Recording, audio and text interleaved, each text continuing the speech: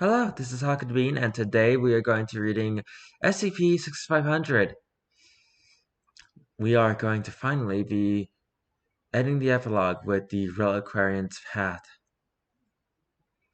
Let's get right into this.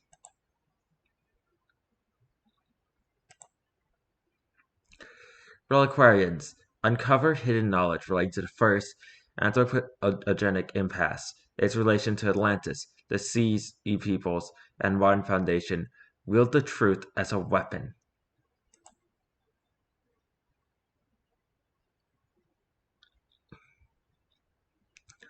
Overwatch. Sustain, conserve, prolong. Threshold. The Eastern Night Delta. Classified Foundation dig site at 73 SHD. Nothing but Dr. Laura Cruz outright screamed archaeologist. Her gear lacked any whips, pistols, or MacGuffin holding pouches, and was indeed occupied by more sensible items, such as a small mattock for excavating, a brush, magnifying glass, sample jars, and a small screen for sifting through soil. She was in her late 30s, with perpetually brown skin and black hair, and at the moment she was watching magic return to the world. She had heard rumblings about the impasse, somehow starting to not end, but certainly improve. She had been assigned to the dig site at the absolute nadir of the phenomena, when a broad spectrum of all anomalous life had gone extinct, turning into slurry of some form. This was a dead-end dig. Everyone here knew it. They were looking for evidence of people who had likely gone extinct some thousands of years ago. And for what? So they could write a report that would be set next to the box of black highlighters? Dr. Cruz's opinion of archaeology had somehow worsened over the years. She'd been responsible for leading a dig on a major Avite site in Russia, but when that literally turned to dust beneath her boots, she was assigned somewhere that was likely to have excellent artifacts. The site of the Battle of the Delta, a major conflict which may have saved ancient Egypt from the Sea Peoples. Until tonight, it had been unremarkable. Some barrel bronze armaments, a sort of meteoric iron that had been forged for someone in command. They dug in the darkness under the light of solar lamps. It was too hot to dig in the swamp otherwise, and the ground was too soft. And tonight, it was still soft, but it never glowed before.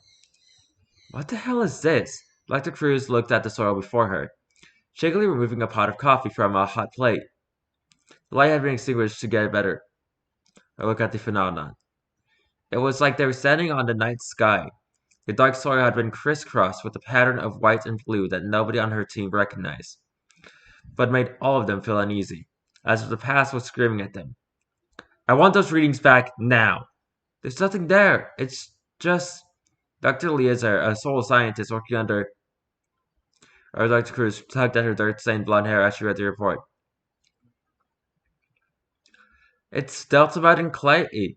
There is nothing unusual about it. It should not be glowing. Has it ever glowed before? Nothing in the historical record. Nothing during the battle. We're literally seeing an artificial wetland. People had to build this, and nobody has reported anything like it until now.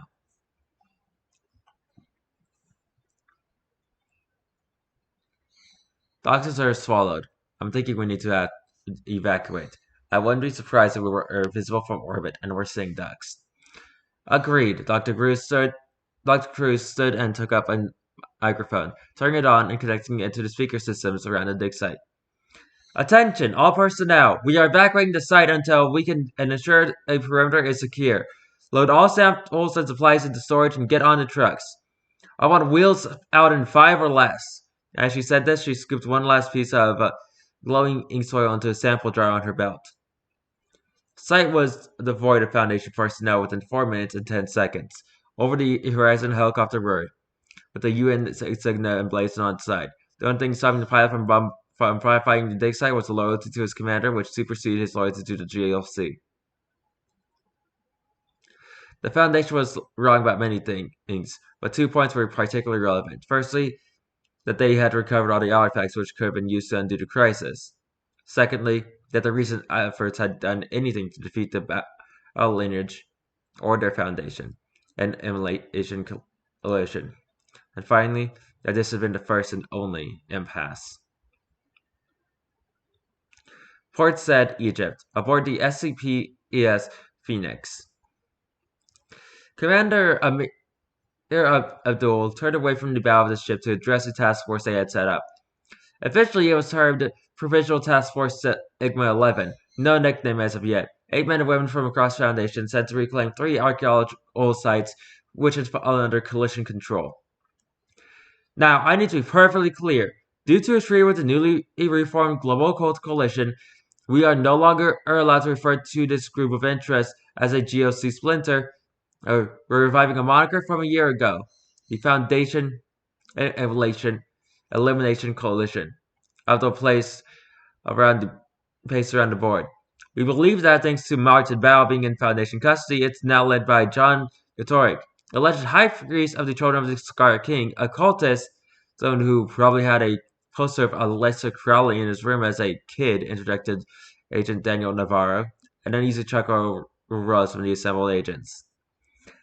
Thank you, Agent. The commander rolled his eyes. Gatoric was in cahoots with one Bao during the attempted coup last year, and he's taken over for another. They want to bring back magic on their terms.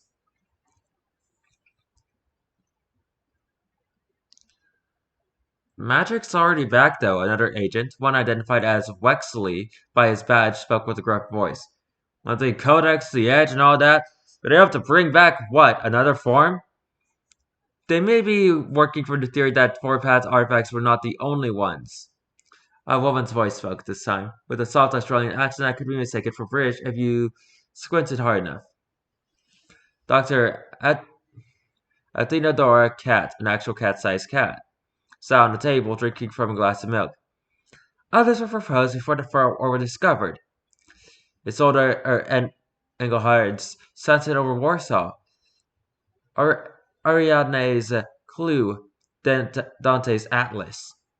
Abdul walked around a holographic map of the Mediterranean.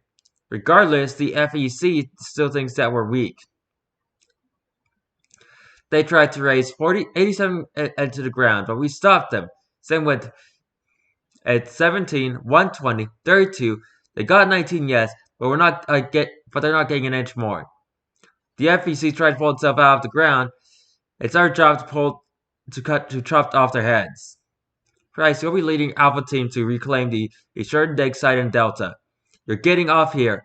Navarro, Beta Team. You're kicking the coalition out onto Arini. You'll both rendezvous in Athens. Take out the base of operations there. Any questions? Agent Saren Price, having come aboard from Site 87, raised her hand. I have one. Her blonde ponytail bobbed as she turned to dramatically point at the half-asleep form of a 50-something man on the deck. What the hell is he doing here? Dr. William Weddle started awake, the book on his lap giving a paper cut across his palm as he did so. Matching one hand with the other, he raised a brow and shrugged. I've got that doctorate in the history of the Mediterranean. What? Price's jaw dropped. Okay, is this some kind of Alice and April Fool's thing? What blanket widow has a history doctorate? Since when? I work in replication studies, Widow grinned, and those who repeat history are doomed to earn it. The rest of those who assemble would groan. Well, I made the exact same joke whenever that I was asked. Navarro lit a cigarette with a drop of his blood. I always wanted to go to Santorini. Didn't think we had a dig there, though. Or in Athens, Wexley frowned. What did we find there?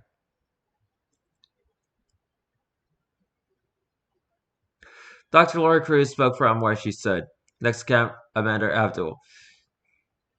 Shipwreck in Santorini. It's an underwater dig. As for Athens, she furrowed her brow. I've heard it described as a reliquary, but I'm not sure that describes the scope of it.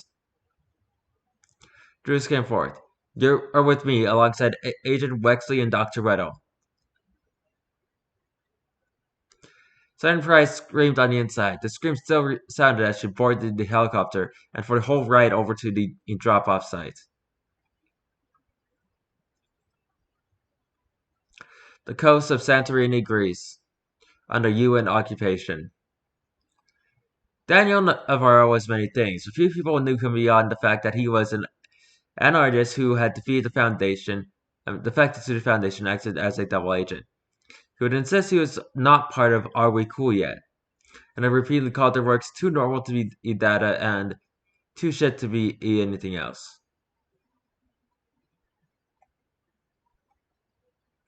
More than one of his colleagues figured he must have plagiarized the line from somewhere. Wonder what this somewhere is. I don't like when they don't just send a number. Oh, nope. I almost screwed myself over.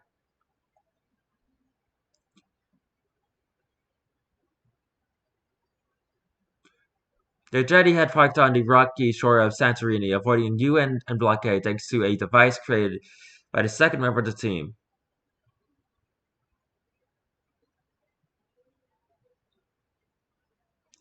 Explain to me how that works again, Doc? So, something physical R&D cooked up under my direction. Dr. Placeholder McDoctorate sewed a conical device under his arm. Essentially, it makes people who view it see anyone within about 10 meters are just having been part of the background. Essentially, the protagonist's people. I hate that as a word. I hate pataphysics. Dr. Lee is the airload wetsuit and the scuba diving equipment from the jetty. The site is about a click to the north, inside the caldera. Never been on an actual dig site before. Dr. Athena the Aura Cat grinned as she stretched out on the prow of the boat. Not big into archaeology myself. Then again, I'm more into the mythical and historical side of things than the archaeological side. Navarro nodded. Well, Doc, you're the expert here. Now, what can you tell us about the Santorini site? Oh, hold on. Dr. McDoctorick moved a Geiger counter-like device from the boat. Want to make sure the malignancy doesn't get too high from overabundance from exposition. Dr. Cat cleared her throat and rubbed at her face with her left paw. The shipwreck here seems to predate the Minoan eruption on Santorini, properly called Thera. The eruption is so called because it's not resulting from a destroyed the Minoan civilization on what is now Crete. It's been cited as inspiration and for the destruction of Atlantis, and geologist Barbara Silverstein cited as a possible reason for the biblical plagues of Exodus. If went into stock into that sort of thing, she chuckled. The eruption vaporized a good amount of material, but the ruins of the city of Akratory managed to survive. But also surviving was a ship, one that does not match any Mediterranean civilization of that period. Based on the findings at the Delta site, it may be connected to the Sheridan, one of the groups made up of the infamous and little-known Sea Peoples. Both of them share a design of a laurel crown and a chalice, with some sort of 8-point star in the background. Agent Navarro looked over the doctor as she kept on talking, grinning wider with each word. Okay, so you are as smart as everyone says you are. I'm impressed. While Dr. McDoctorick and Navarro listened intently, Dr. Zer's frown just grew. Is nobody going to discuss the fact that Alpha Squad gets priced in Waxley and we're stuck with a talking cat? A talking cat who has a classified number of doctorates, but let me assure you that it is plural. Dr. Cat grinned. I like to think of it as a blessing from acting. Dr. Zer shook her head. Dad wanted me to become a chef. Why did I not become a chef? Game faces, people. That verse through wet its suit, each of Zer and the doctor before turning to face Dr. Cat. Apologies, Doctor. Call me Dora. I don't think they make a wetsuit in your size. I'm essentially mission control on this. Besides, she grinned at Dr. Zer. We all know archaeologists can fend for themselves, though I'm wondering if leather whips are waterproof.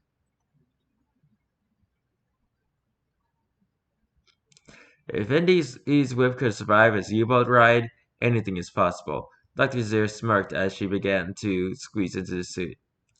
Now, what's the plan?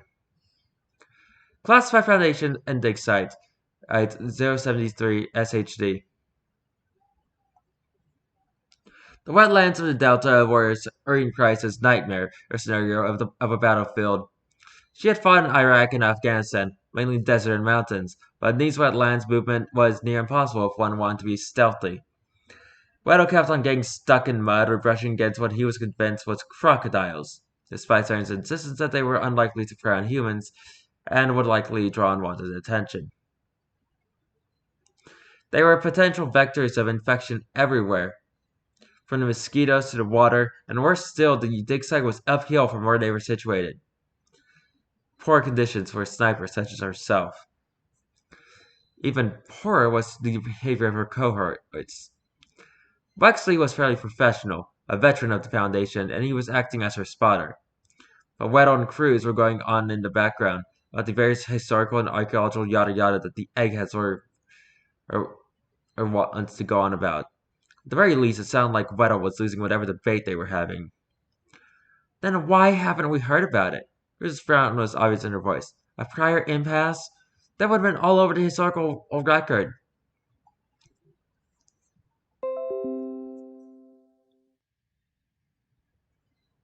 Oh, that's fun.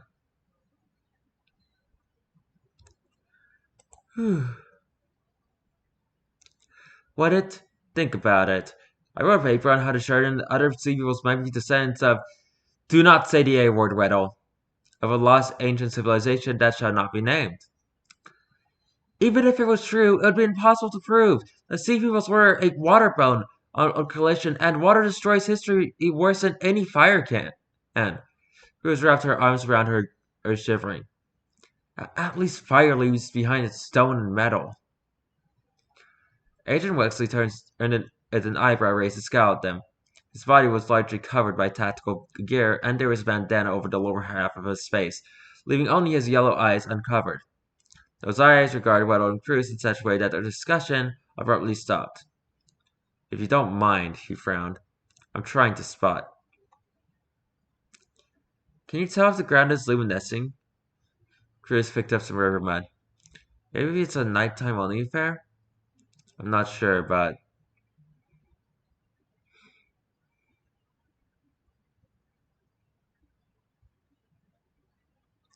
there was a set of 3 gunshots from the dig site. All of them stiffened. Sorian's heart skipping a few beats. She had to pound her chest to get herself to start breathing again. What the fuck was that?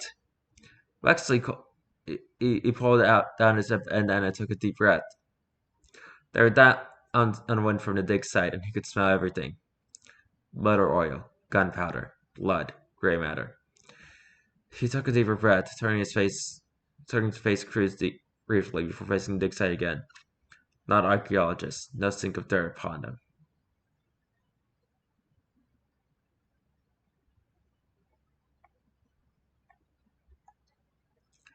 She raised an eyebrow at him. I was wondering what your deal was. What class? Class 2. Won't buy your juggler, but it gets gruesome. Lexi snarled and looked towards the camp. A new scent. What? Lexi raised his nose above the reeds and took a deep breath. This was like the time a colleague of mine unloaded a howitzer into a regenerating combat on the Foundation and allocate in the farm. Foundations, what? Cruz's jaw dropped. Long story. That environment is crucial to the containment of at least 3 anomalies in Australia. We've had them cloned since about 1997, 1998. Otto frowned, looking at Cruz. Do you have any samples of the soil from the dig? Cruz searched herself, finding the sample on her person. What are you doing? Testing a theory. Whittle undid the bandage over his right hand, and where the paper cut was still fresh. He scooped out the dirt with one finger and threw it across the paper cut. There was an eerie blue light from his skin, and then the paper cut faded away. Huh. He frowned. Well, that... Huh. Foxy sniffed the air. Lead and gray matter scents are gone, but the gunpowder remains. The hell are they doing in there? The question went unanswered, as the buzzing of mosquitoes was drowned out by a much louder mechanical buzzing overhead. I'll be utterly fucked, Alan Hankett and brought in the chest and darkened the eyes laughed as he watched his men get up, rubbing their heads. It works! The cicada god's trap. Oh, this works! Beside him, a woman with dark hair and light arched glasses stood, overlooking the formerly blood-stained ground. She was directing people where to dig, reasoning that the chalice had to be in this area. It's infected the soils, Ivo Larson observed. That's amazing. It has to be down onto the make of the outlet. False. Or it sometimes leaches into the soil around it, and scriptures say that that's what it's made of.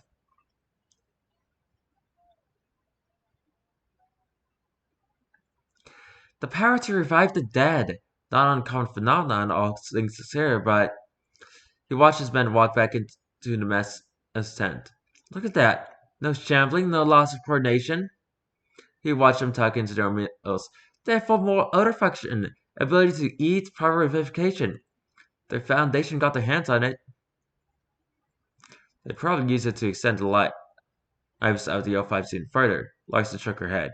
That's precisely why we're giving it to Yideric instead. It's a ritual already. He needs to collect the sacrifice from Santorini.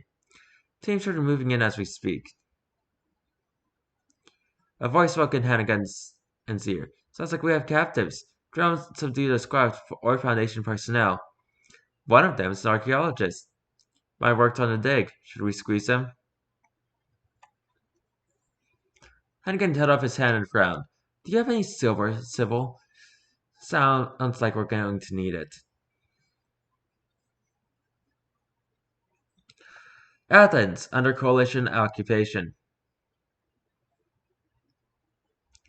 John Yederick had been weighing his options for most of the day. The FEC had been starting to wither without the name of Bao attached to it. It was up to him to keep it afloat. The Leading Edge, the Orichalcos Codex, the Shakujo, and the Muller Fosi had been used to undo this impasse. But the Foundation did not account for the previous ones. They chose the name Sixth Sun as a tribute to the Aztecs without realizing how apt it was. There had been 5 impasses prior to this, and Foundation had been unwittingly on the verge of discovering evidence of the very first. Yederick had read of how Ariadne's its clue had been used to lead magic back into reality in the 1600s.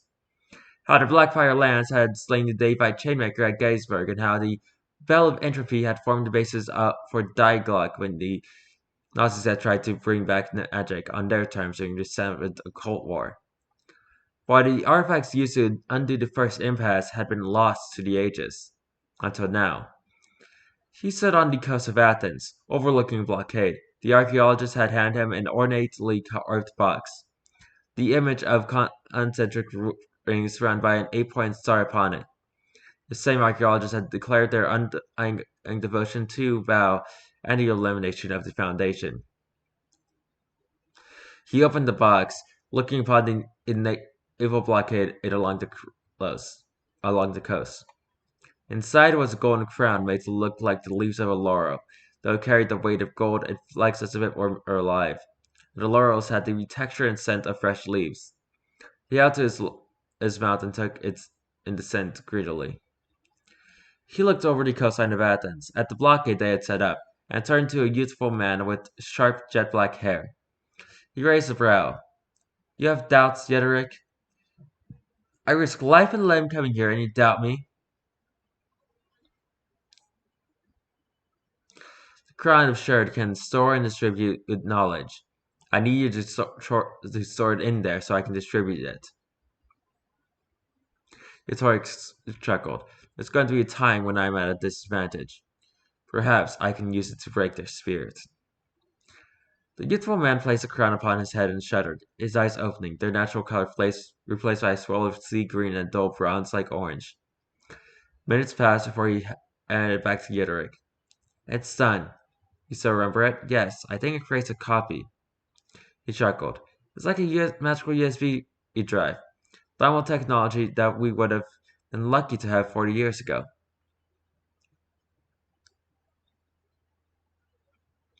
Yadrik placed it on his head before taking it off. They're monstrous. All of them. Why do you think I'm telling you this? 054 turned to the sea. If the council is so adamant about keeping the status quo, I think its sound foundation became obsolete. He raised an eyebrow. Be careful with the crown, Ulrich. The Ferrari told me that overuse made him grow his third arm. Where his fourth arm come from? He apparently just woke up like that one day. 054 made his way to a waiting helicopter and departed.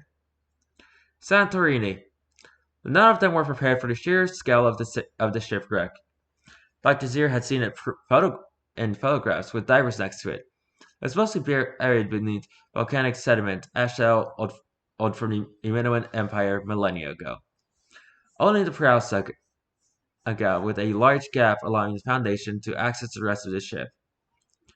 The prow bore no name, only a symbol. A chalice bearing a cicada, wrapped by a laurel crown, with concentric rings behind it. Next to it, Daniel Navarro felt very much like a fly before the swatter came down.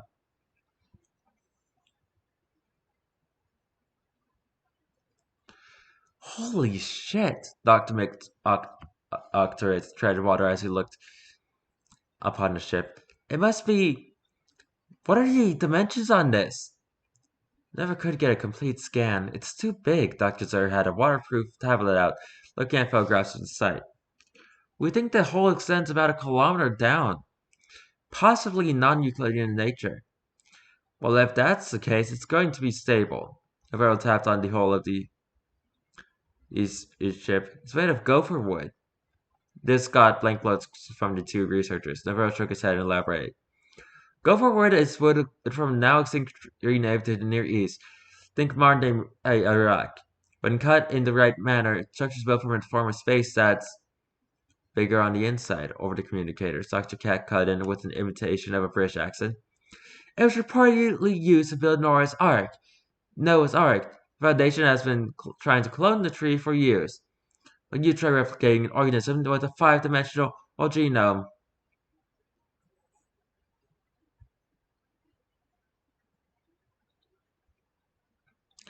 and it's completely stable, unlike anything modern technology can provide. Navarro grinned. I have a chest made of this stuff back home. Use it to store art supplies. Fascinating, Placeholder said, but time is ticking. We need to get into the ship and hope the coalition hasn't already infiltrated. You had to say that. The coalition had, in fact, already infiltrated.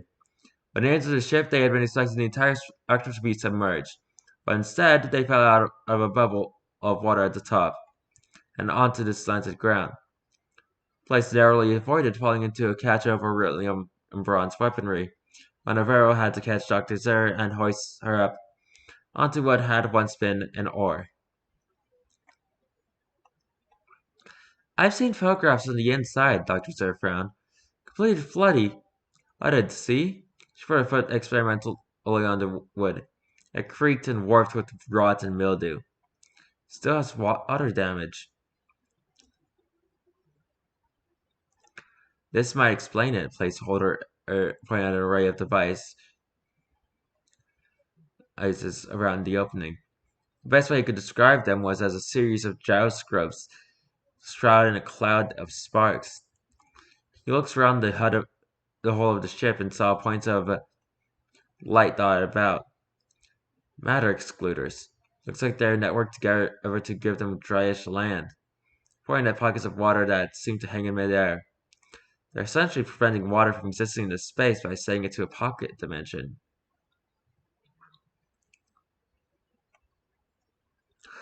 I knew this guy who used to take crazy pictures using them. Fellows from the void, he called them. I think a few are still in the Medic-Essian Academy. Vero grinned before his face started to fall. Creating a pocket dimension inside another Euclidean space? I'm no physicist, but not the best idea, but it should be stable. Dr. McDoctor had knocked on some of the wood. Watson wood. It broke right under his touch. Now, what exactly is the coalition after here? Deeper in the ship, a team of coalition archaeologists dug through detritus. Several of them were appalled at the prospect of possibly destroying valuable relics. But they were more appalled at the prospect of the Foundation finding them first. Overlooked them was a man with an English surname and German accent. Is this irony? Louis M. Harkness clutched and then are close to his face to keep rated damp. Next to him, Alfred van der Erlind looked up from his tablet. We're looking for a medallion that can act as a map to any point on Earth, and we can't find it. He rubbed his face. I don't know how that fool Sinclair managed to find every piece of the codex, but we're incapable of finding even one bauble. She got one part for free. It guided her to the rest. Albert tapped on his tablet. Just a few more hours until sunset on the Nile. In the darkness, Hayes should be able to find the chalice. The homecoming map, Harkness grinned. A map to anywhere in the world. It has power with a capital P. If the Foundation obtained it, they'd lock it up and throw away the key. Albert looked at Louis, then at his watch.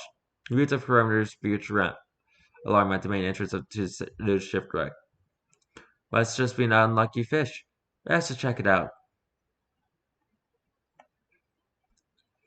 Right, Levy grabbed onto the scaffolding that they had set up and started to climb upwards.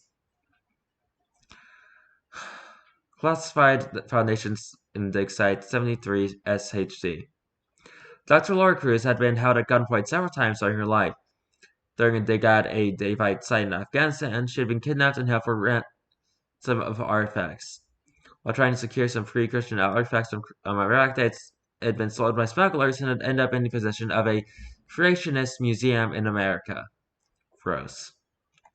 Suffice to say, Dr. Cruz was unimpressed by the way Hannigan looked at her across the table. One hand on the grip of his pistol, the other tapping the table. Tell me about the dig site. Cruz gave her name, rank, and serial number. You don't get to do that. Tell me about the site. Cruz repeated it. One of Hannigan's men came up and snapped her finger.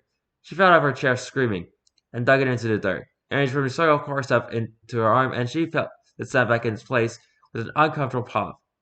Kind of hard to threaten death and pain when you're literally on ground where both those things are impossible. So, you know something about the chalice. Chalice? Chris frowned. They sure did have a chalice as part of their iconography, but beyond that, no. And you've been working on this site for 4 years? 5. Ever found anything that looks like this? He pulled out a piece of metal that looked like brass, but had an unearthly glow to it, the same glow that was in the soil the previous night.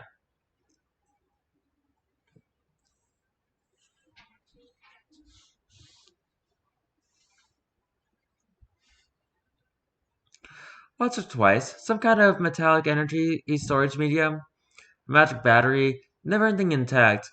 There's a spear hit her head or some such. She showed it her head. A chalice, and it's made of this stuff, infused with healing properties that have infected the soil. Probably associated with some kind of deity of life or healing the Sheridan had. Hannah unblinked. I may not have found anything major, but I've studied this site for 5 years. We have never found anything like you're describing here.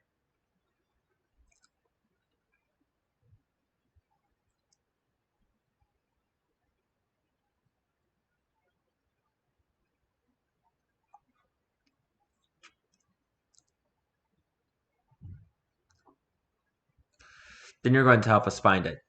There's going to be some incentive. He tapped an earpiece. Shoot the doctor. There was a gunshot and a scream from inside the tent. Then a groan of pain and Weddle swearing, alternating between English and French. Weddle's a crybaby. He'll heal. Oh. True, Hannigan grinned. But the same can't be said for Agent Wexley, you see. Dr. Cruz, we have silver bullets. Cruz flinched. The dig site is over that way. You're going to help excavate. The Sheridan shipwreck, Santorini.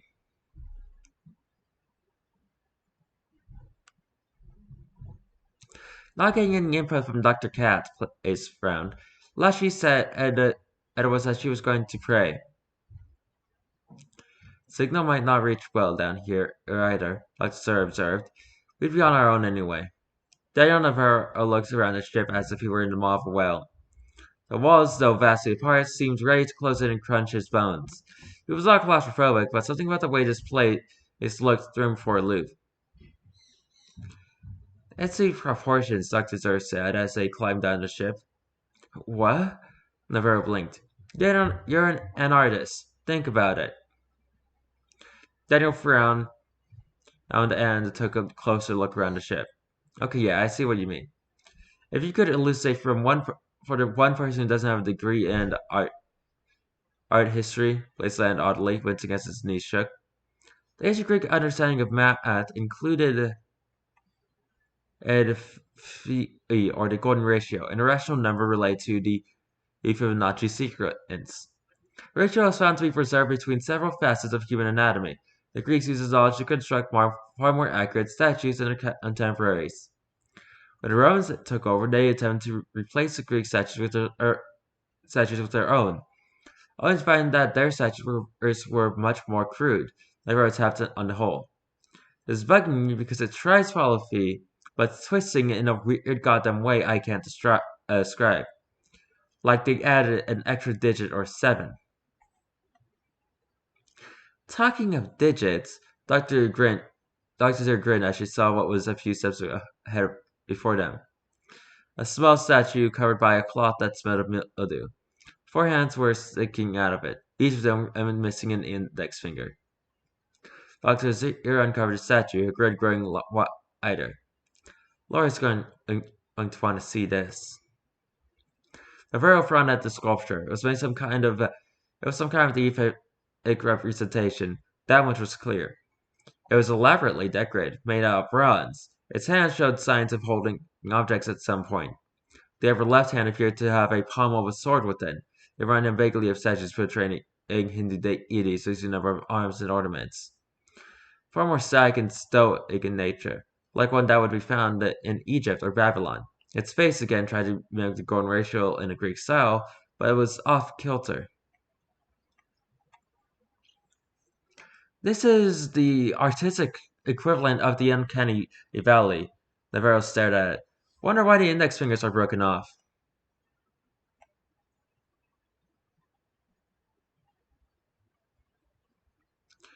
Our best guess is that they protruded in some way, and that they had a tendency to break off due to the fact they were jutting out from the rest of the statue. Like what happens to a radio antenna or in a car wash. Speaking from experience, Place asked. Unfortunately, Dr. Zero carefully wrapped the add-on cloth, then another layer of it is from a bag at her side, before placing it in the bag. Don't let me forget this. 10-4. The Navarro looked further down into the ship. The only light here was the occasional chemical torch left behind by the FEC but at the bottom he could see proper work lamps. What are they looking for? Likely a MacGuffin. Don't start on the physics shit with us, placeholder. Zero sighed. I've heard enough about monoliths in the as to last me the next 10 lifetimes. That's what most mystical artifacts tend to be, placeholder nodded. I'm wondering what power they think it has to be worth risking in the use of an entire array of matter excluders. Why don't we show you? Place whipped around and punched a man named Luger in his head in a temple, while Dr. Two wrestled him to the ground. Navarro picked up the gun and held it to his face. Instead of announcing yourself to us, Place hissed, just fire a couple of warning shots next time.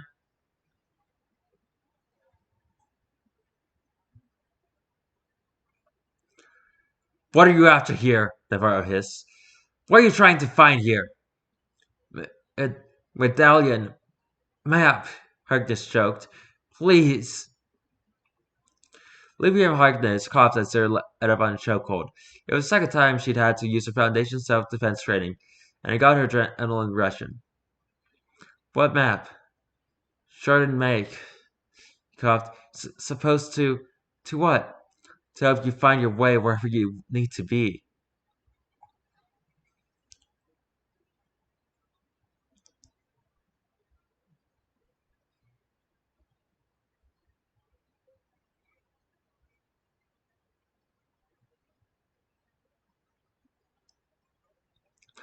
Place, Severo, and Zur felt hands on the back of their wetsuits. There was a rush of wind, and the world changed around them. Place and Severo had been through enough teleports to recognize what was happening. Abruptly, they were at the bottom of the ship, surrounded by bright work lights. A man stood before them, holding a circle of brass and silver in one hand. Is this the part where you monologue, Place asked, or the part where you kill us?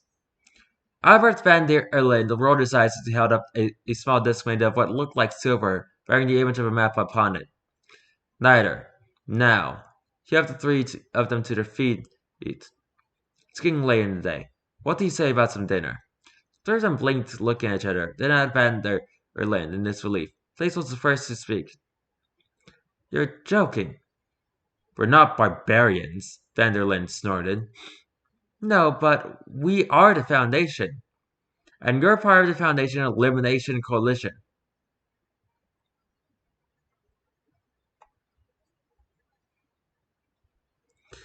Things can be eliminated in different ways, Harkness shrugged. Used to be part of Psi 7 before Albert here showed me the error of my ways. How improvement? Navarro shook his head. God, that task force is a clusterfuck. Regardless, Albert clapped his hands. Think of this as a mission, I suppose, in a religious sense. If you don't comply, then no harm done. But good luck getting out of here without your scuba gear. Zara chewed her lip. Might as well listen to what he has to say. What's for dinner? Lamb chops. Classified Foundation dig site at 73 SHD. William Weddle was sat between agents Wexley and Price, a gun at the back of each of their heads.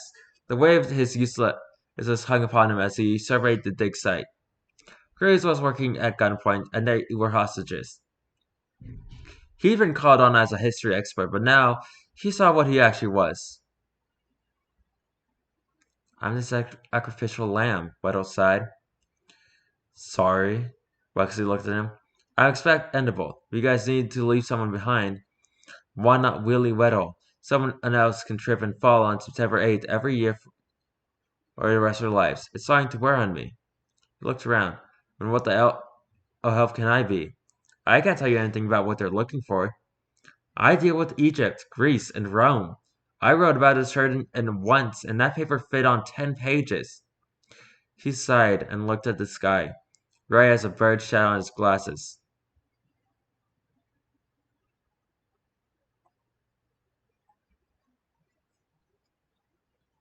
Come on, really? Weddle looked at the soldier guarding him, indicating he was going to take off his glasses. The soldier shrugged, and Weddle removed them. He was farsighted, so he couldn't see his hands in front of his face. But the bird that just made its day, it was a horse was circling overhead. He recognized the markings. First off, a white head with a black crown, on back eye mask and breastband. An Egyptian plover, supposedly one of the candidates for a bird Herodotus had identified as a trotrolus, a bird that sought in a crocodile's mouth to clean it. There was no evidence of that, but at the same time, they didn't know that crocodiles did tolerate their presence, so maybe.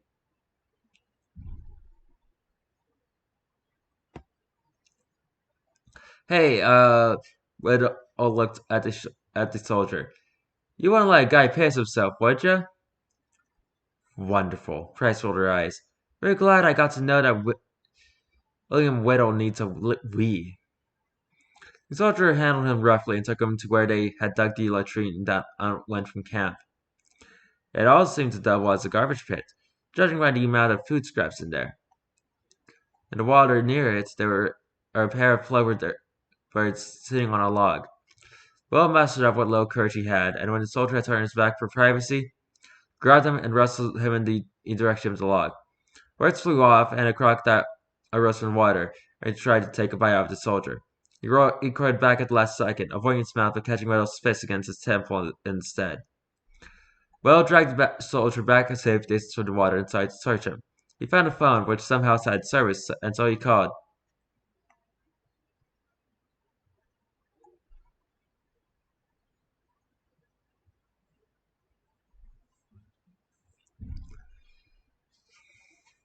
South Carol Produce Market, said a friendly and heavily accented voice. I'm not gonna try to do an accent, I'm sorry. At the other end. What can I do for you? Well, try his best to remember the phrase. I'd like to order a deluxe baba ugga platter, Mumbai for 10, and a small tiramisu.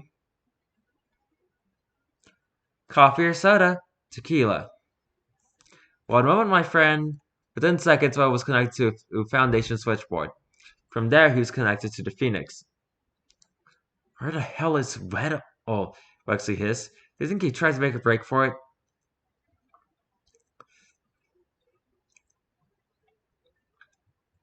You heard that splashing earlier. My fault. With the gator.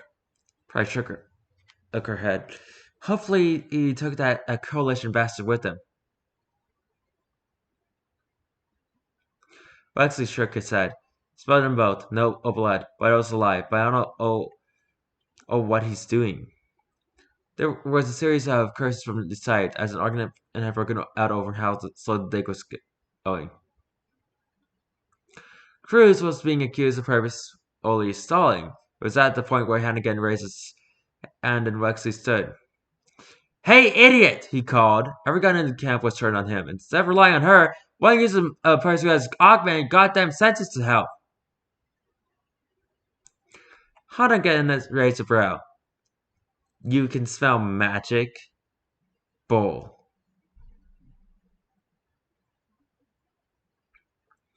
Not magic, but if you have a sample of what it's made out of, I can probably sniff it out. Hannigan went into his tent, and then returned with a chunk of brass-like metal. Wexley pulled down his mask and sniffed it, before making his way to the dig, taking a trowel and beginning to excavate in a spot nobody had heretofore thought to, keeping the scent fresh. Didn't think the Foundation employed werewolves. Hannigan raised an eyebrow. Believe it or not, I used to be IT. Wexley removed the glove on his right hand, revealing the fact that his index finger was longer than his middle one. But after a few too many full moons, hard to work a keyboard, so he worked me to a task force. How does an IT worker get it turned into a werewolf?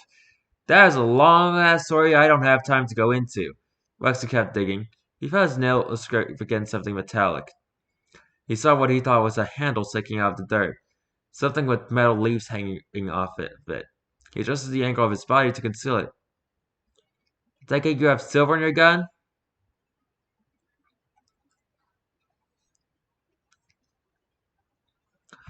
Of course, Hannigan nodded. Fun fact about that. Originally, it wasn't silver that killed werewolves. It was quicksilver, mercury. Wexley sat to stretch. Of course, elemental mercury kills everything, so I guess you could say that werewolves aren't all that strong.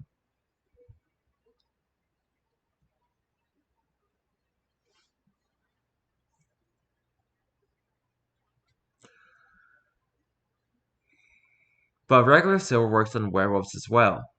Yeah, because people believe it does. Some people think that four-leaf clovers are good luck. They believe in it, and so it is. From the mud, Wexley carefully he started extracting the item. It was made of brass and what looked like platinum, which was impossible. It wasn't found anywhere in the Mediterranean. Each of the handles were embellished with what looked like leaves of an olive tree. And the front of the cup had an image of cicada, with the main body of it in bronze, and its wings made of platinum. Wexley looked it over and frowned.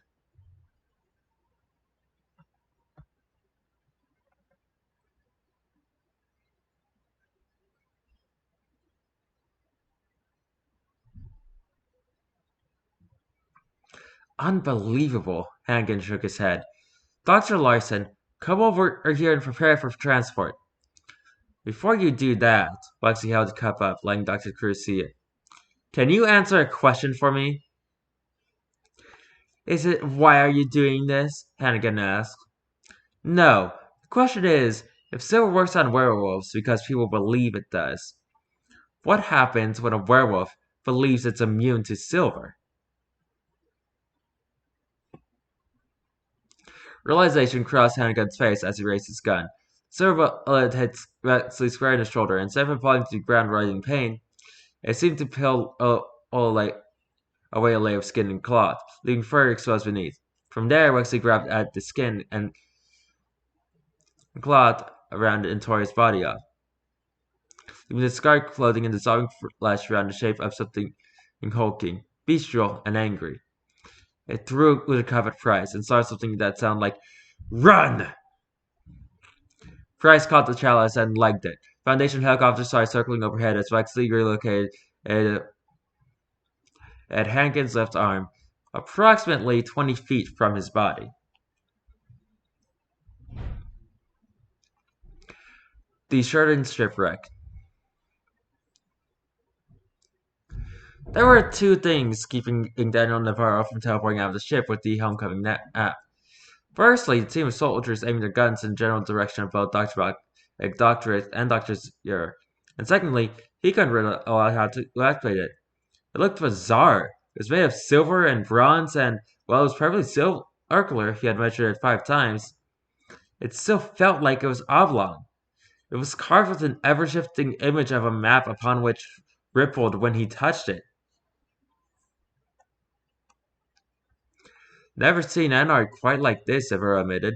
It's cartographic jewelry. I know a guy in backdoor Soho who would sell his soul to make something like this. You classify it as art? Van Deer raised his eyebrows a bit into his lamp ops. Curious. You can't spell artifact without arc, Navarro snorted. Bad joke? Yeah, but a lot of archaeological findings are artistic in nature. You would thought the first thing that comes to mind. Think of Egyptian funerary art, or the architecture of the Parthenon, as all of it follows artistic principles that the culture refined. Egypt made their art so that it depicts as much of the body as possible, because that's how you look in the afterlife. He held the map. I have never seen anything like this here. He placed it on the table and slid it back over to Van der Linde. Guns aiming at his colleagues were lowered. Sure, an art was built to specifically what colleague the Sheridan ratio. If phi is 1.618, then the Sheridan ratio is about 1.638. It's only a few degrees, but it's just often enough that someone who is classically educated and knows this. He looked at the others. Dr. McDoctorate, you've hardly touched your food. Van der Linde sliced off and ate himself, then he sang for Dr. Zure's plate. It's not poisoned, I promise you.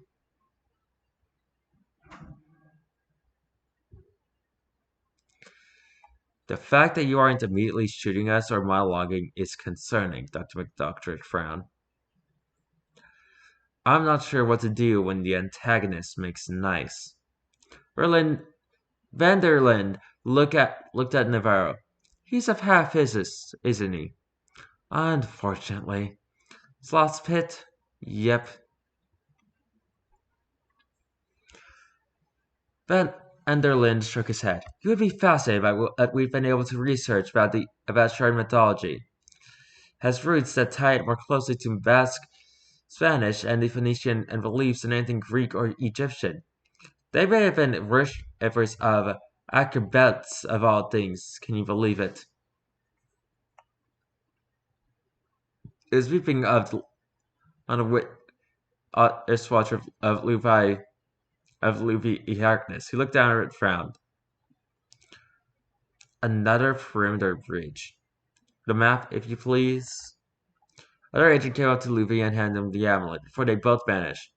In case one of them doesn't make it back, Van der Linde explained. Now, the Sheridan. He jumped down on some broccoli. Everything about them is essentially opposites to the Greek way of life. They are matriarchal for the most part. Gods were rarely humanoid, and many took on animal forms. Debauchery all over the place.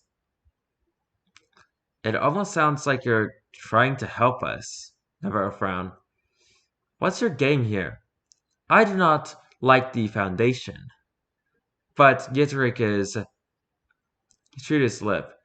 I'm an archaeologist myself, and he aims to do something horrific for the sake of giving his organization staying power. He produced a small grimoire from his pocket and cited Dr. Zure. You should be able to decipher it. Dr. Zero read it over. It's the first time I've read about right that desecrates anything. She tilted her head. Oh. Oh, fuck. What? Navarro raised an eyebrow. Dr. Zero cleared her throat and read out loud. With the chalice of the cicada god, I make my empire immortal. With the homecoming map, I make my kingdom unfindable. With the crown of Sherd, I make my reign omniscient.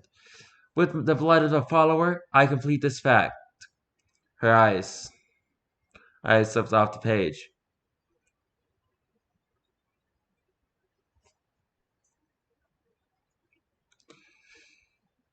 The artifacts are a part of a ritual. They require the blood of a follower to complete, and it will make the Foundation of Elimination Coalition immortal. He rubbed his face.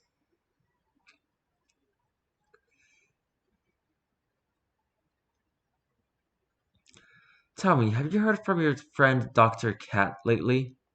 Navarro stared at him in horror. She'll be safe for the time being. He's still needs to arrange a transport to Athens. We need to get out of here. Find her. Navarro stood, ready to draw a weapon and fight his way out, but instead he found Louis' hand on his shoulder. We need to leave. All of us. What happened? Albert stood. Ship grumbled. They looked upwards as matters excluders began to blink out. Watery darkness subsuming the ship. Perimeter beach was an excluder running out of power. It's cascading. We have to get out. Van der Linde nodded, turning to Navarro. I'm extending a truce to you all until such time that we are on the surface. And half an hour after. God knows few ways are worse to go than this. Navarro nodded, extending his hand. Let me hold the medallion then. By the chain. Van der Linde wrapped it around Navarro's right hand. With his left, Navarro grabbed onto place and grabbed onto Dr. Zero, then watched Denler work the map in his hand. He made note of every little twitch of his mouth, every flick of his fingernails, every shift of the map itself. A picture of Santorini formed on it. One that was inaccurate and showed the island as bearing a whole ring, back as it was during the time of the Sheridan, perhaps. Regardless, Van der Linde had joined arms with the rest of his men, and he barked command at the amulet in a language that Navarro couldn't understand. Then they found themselves on a boat in Santorini's harbor, in broad daylight. Guns were drawn on Navarro, Zero, and Place before Van der Linde waved a hand. Stand down, all of you. We have a truce with them, and I intend to keep it. Place scowled at Van der Linde. But why? You could have just shot us. Right there? To put it in terms of physicists can understand, Van der Linde chewed his lip. The universe prefers an interesting villain over a boring hero. Navarro, Place, and Dr. Zero disembarked and made their way back to the jetty. It took over half an hour. When they arrived, they found signs of a struggle. Scratch marks and blood on the sand, a few tranquilizer darts that had missed their mark, and signs of a hand that was big enough to pick up any one of them with a single finger. She's gone, Navarro swallowed. Contact the team in Egypt now. Classified Foundation dig site 73 SHD. Foundation had come down on the dig site like a sledgehammer on an egg, but it still wasn't enough. Thanks to the child's power, nobody was dying or even being wounded. A headshot would heal within seconds, while a torn tendon would result in a slight limp. At this point, it was a race to see who would run out of ammo first, and the Foundation was losing. While chaos reigned, Dr. Cruz headed in the tent where she had been interrogated previously. Her phone rang and she had to yell to answer over the explosions. What? Dr. Cat's gone! Zero responded from the other end. We think the coalition took her to Athens to be a sacrifice of some kind. Of fucking course. Chris peeked over the table, barely avoiding a bullet. I'm kind of in a war zone over here. I have to call you back. You cannot let them take the chalice, Zern ordered. If they do, the ritual can go ahead as planned. Price has a challenge. We just need extraction, but we're having a hell of a time. Coalition's got more ammunition than us. but they aren't dying.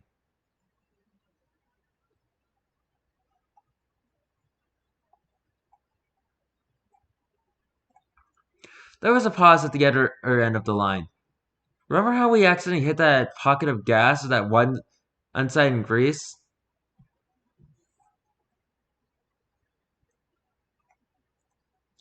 Don't tell me you're suggesting I blew up my site. Just a small part of it. Do you know where they might be stockpiling munitions? Cruz peeked over the table.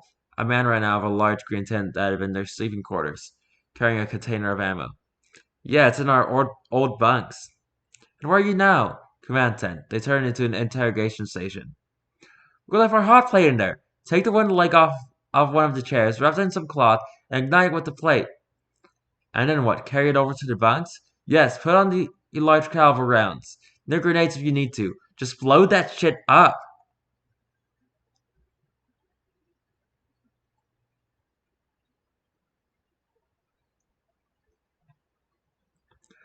Chris snapped the leg off of the chair and tore a pant leg, wrapping it around the broken end. She left it on the hot plate for what seemed like eternities before it ignited. And then she ran. She felt bullets strike her every few steps, causing her to stumble. Muscles and veins knitted back together the instant they struck, which was a surreal experience. At one point, she had to duck under Wexley, throwing a coalition member into the water. She was half positive she heard a crocodile bellow at the impact. The munitions tent had been set up immaculately. Everything was organized by caliber and weapon type. Pistol and rifle ammunition were separated from each other, and heavy munitions such as grenades and mortars were packed in a way that they were unlikely to explode. But they had neglected to remove any of the blanks within, so there was plenty of fuel. She began. She found kindling in the form of an issue of National Geographic. She tore out several pages and began battling around on various munitions, opening boxes and upending rounds onto the ground as she went. When she was sure that maximum damage was possible, she started at the back of the tent, igniting the grenade boxes, and ran to the front, lighting as much of her kindling as she could.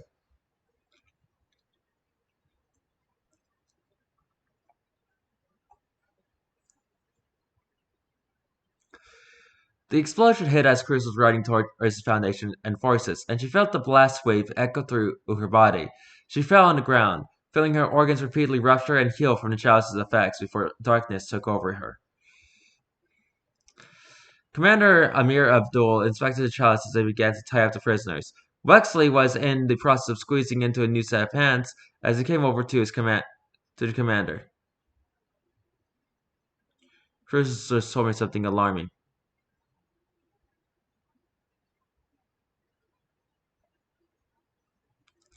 The commander ignored Wexley and picked the chalice up by the stem. Did it really regrow Hannigan's arm? That's fucking powerful, Wexley affirmed as he started to slip into his shirt. We don't have time for that. We have to get to Athens. Dr. Cat is in trouble. He's explaining what Cruz has been told by Zir, and what Navarro had told him on a phone call. They don't have the chalice, so they can't go through the ritual. But they do have an artifact that allows them to teleport. Bryce came up to the table with Throttle and Tell. Just go off the phone with Zeros. We should really have this under lock and Space Advocate the command tape was suddenly occupied by a tall, pale being with too many eyes.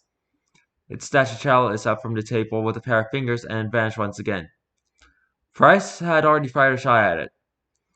What the fuck was that? She gawped. Well, had fainted from fear and could give no response. Wexley had just finished putting on the shirt when he looked at the commander and said, Athens, now. Athens, the Parthenon. A curfew had been established in the city for about 2 hours prior. Nobody had been out for the last 3 for United Nations mandate about an imminent terrorist attack. But they would see the fireworks. Dr. Atinodor, a cat, was wrapped inside robes that wouldn't be able to hold a human. But to the average cat, they were like titanium. She squirmed about and hissed as members of the coalition manhandled her, and let out a low, angry growl as she realized where she was. Why here? Why me? Do you have any idea how rare it is to find someone who genuinely believes in the old gods? A refined sounding voice talked. It was sort of a learned refinement. They hadn't been born into wealth and power, and Dora couldn't see them. Yet Ipati was lit by a torchlight, and they stood in the shadows. All she saw was a single white foot the size of a computer tower, with a great looming presence behind it. I specifically requested someone like you, Dr. Cat. Everything lined up perfectly. She frowned. So you're essentially using my true belief as a fuel source for the ritual.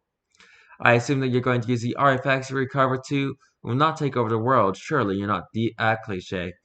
I'll probably just give you infinite power and the ability to destroy the Foundation.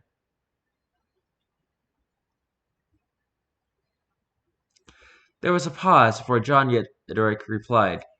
If only the Foundation had more like you in it, people willing to think instead of follow. I'll take the compliment, Dr. Cat wriggled. The gods won't be happy about human blood being spilled on one of their sacred sites. They divine the entrails of animals all the time. Yurik's form stepped further into the light.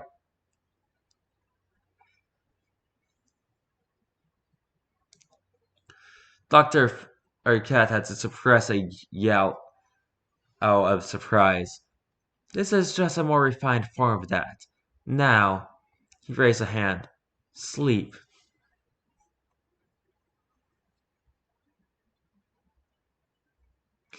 Dr. Cat felt a torpor overcome her as her eyes winked closed, as she saw the vision of a woman clad in gold with an owl upon her shoulder. Why am I the pack mule? I don't whine as he carried very pieces of gear up the hill. I'm over 50. God's sake, Wexley, you should do it. You're the only one who could be considered a non-combatant, and Edo, Wexley shrugged. You either carry your weight or you wait in the car. Simple as that. Weddle harumphed and resumed a climb. What's in this anyway? My rifle. Price looked at the one on her back. More specific, my 50 cal. Why need something more powerful than the usual, given the aerial footage? Drone reconnaissance had shown a nun lit by torchlight, entirely unguarded, before being shot down. The drone had detected what had been described as a large humanoid but not human form arm inside the main temple. That's unlike what had suddenly appeared at the camp. They could see the torchlight from here now. Price stopped, getting on one knee, ordered Doyle to help her set up her rifle. As he sat down the back, he felt something grab him by the mind and started dragging him towards the temple.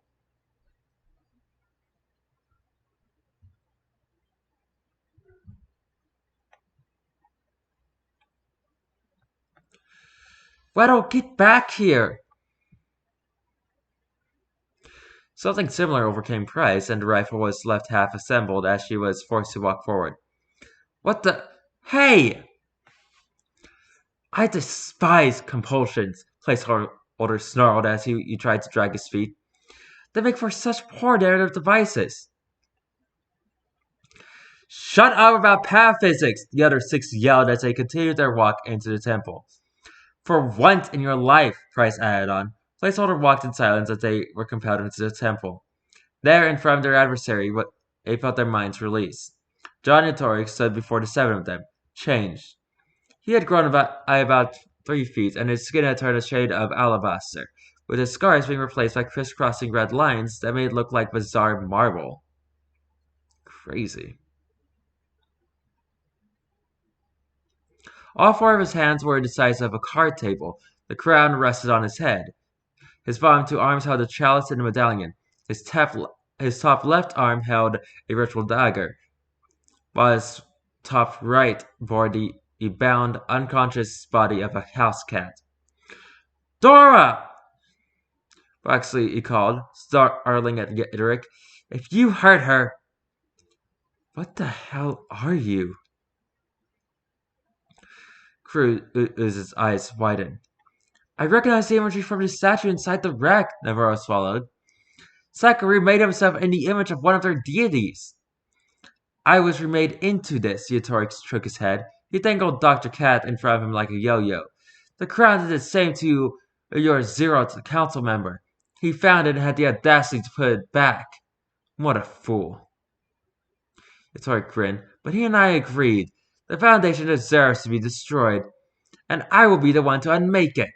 You all know this. I know a few things. I know we ain't perfect. I know we fucked up a lot, and I know you're screwed. I first laid his foot across the stones of the Eparthena. The ground you're standing on is built with Pantelic marble. Great stuff from one of the local quarries. This place must have had amazing acoustics when it was intact. Aurora shook his head. Well, my favorite thing about it? He dug his foot into the marble and extended his hand before him. It's very thematically malleable. Floor rose and wrapped itself around Yatoric's legs and arms, putting him in place as he struggled. Old Dr. Cat's eyes shut open, and her small feline form stared at Navarro as if he had just committed a war crime, and laughed about it.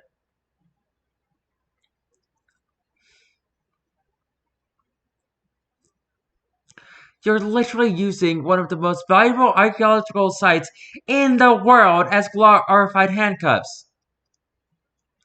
I'll fix it after we're through with him, Navarro promised, before looking at Yatoric. I'm going to ask this only once. Give us the artifacts, put down Dr. Cat, and we'll be sure to give you a nice, cozy cell. Huh. Sounding a little bit like Spider-Man there. Yatoric didn't respond. Instead, he set free of the trap, as if it were no more effort than squeezing into a pair of pants half a size too small. Navarro tried calling up another chunk of the Arthenian, but Yatoric simply slid through it. The hell is going on? Dr. Zer's eyes widened. The shorted and scolded ratio is different from the Greek one. I can't travel in here. Navarro slapped his forehead. Fuck me. He's incompatible with Greek architecture. I wish this was the first time in my life I'd heard that, Dr. Cat sighed, trying to shred her ropes. It was a futile effort. There was an emanation of power from the crown. Weddle took off running from the Parthenon.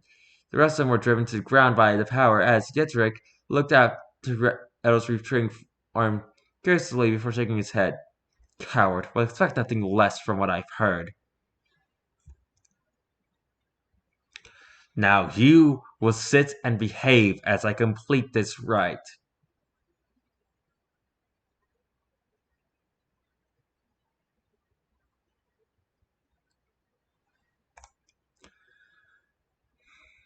Dr. Cat struggled against the ropes as Yatoric laid closer. I beg a boon of thee, she panted. Is it me letting you live? Dr. Cat displeased meow. I just want to say one last prayer to my Lady Athene. Please. Yatoric frowned, not sure what harm a prayer said by a house cat can do at this point. Make it quick.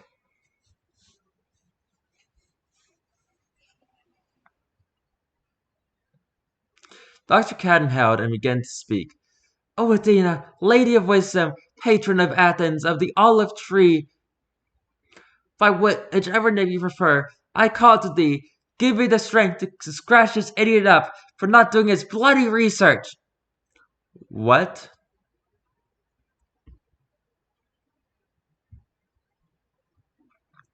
There was a scent Wexy recognized as matter being formed out of nothingness, and the ropes holding Dr. Cat exploded into ribbons as the form of a woman in her early 30s landed on the floor, clad in a lab coat and slacks, claws at her fingertips, and a pair of cat ears on her head.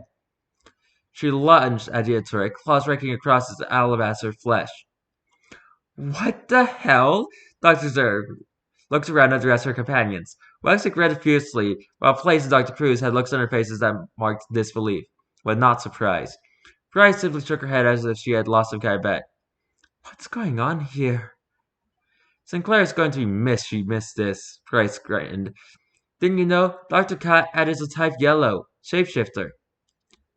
Like me, Wexy grinned, but she's got better control over it. You all knew about this?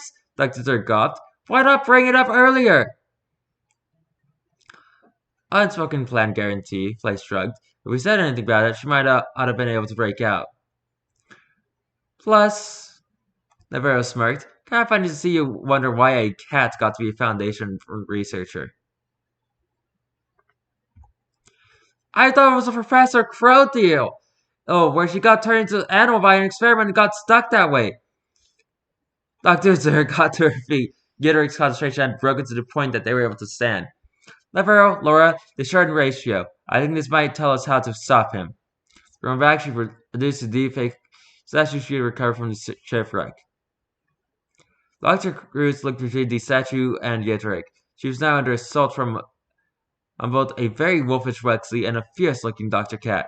Okay, so form deities with weird proportions. Proportions are weird because the Sheridan and the ratio and the Greek ratio are two completely different things, but similar are enough.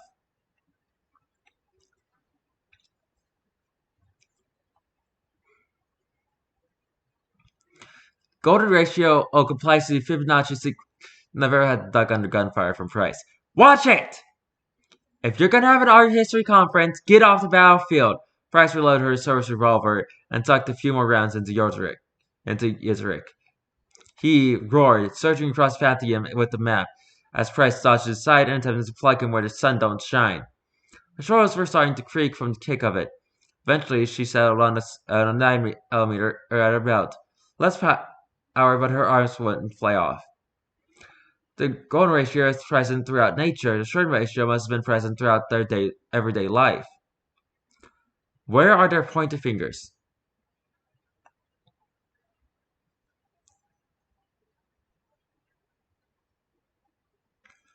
They'd all snapped off by the time we found them. Dr. Zer's eyes widened. Maybe the proportions of certain deities were such that their fingers... Christ! Dora! Wexley! Go for their index fingers! Wexley mauled through the tendons of Yodoric's lower right fingers, causing him to drop the homecoming map. His fingers now hanging uselessly was revealed to be over a foot longer than the rest of his digits. Dr. Cat picked up the map and threw it to Price, who snatched it out of the air and ran. As Yodoric came after her, she looked out into the ruins surrounding Pantheon, distracted by something none of the others could notice. With his form borne down upon her, she operated the homecoming map and vanished in a rush of wind.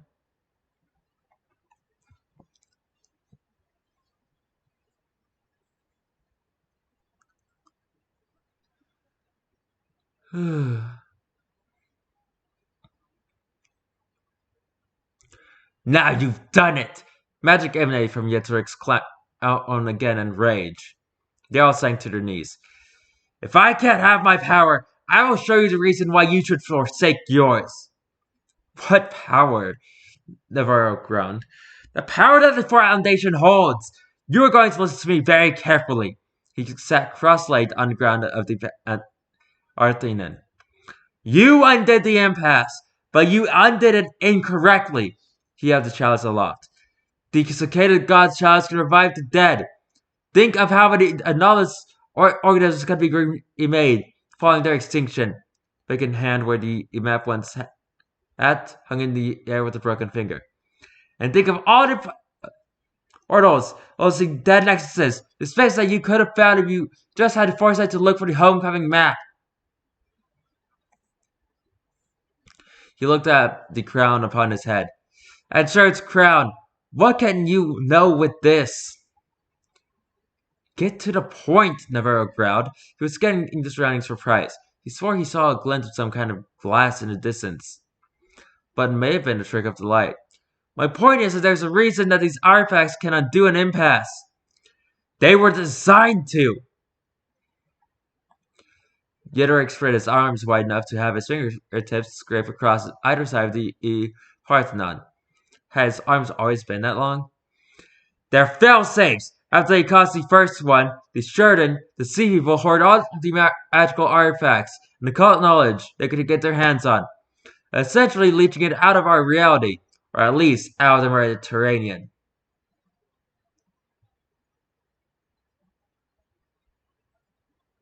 Eric's head tilted it upside down to make a point. Their kingdom was called Sherda, after their first king Sherd. It means he who carries. When the Greeks got hold of it, they translated it to Atlas, and the kingdom to Atlantis. Dr. Cruz's eyes widened. Fuck. Indeed, indeed. Yedrick put two of his scarred hands together. When Schroeder was unmade, refugees built floating cities throughout the Mediterranean and became the Sea Peoples. As they searched for artifacts that had once been in theirs, he pointed towards the direction Price had been facing when she vanished. This is why they need the homecoming map. They want to find a new Schroeder. Rexy growled, his arm collapsing under the psychic weight of the crown. He snorted as his human shape overcame him again.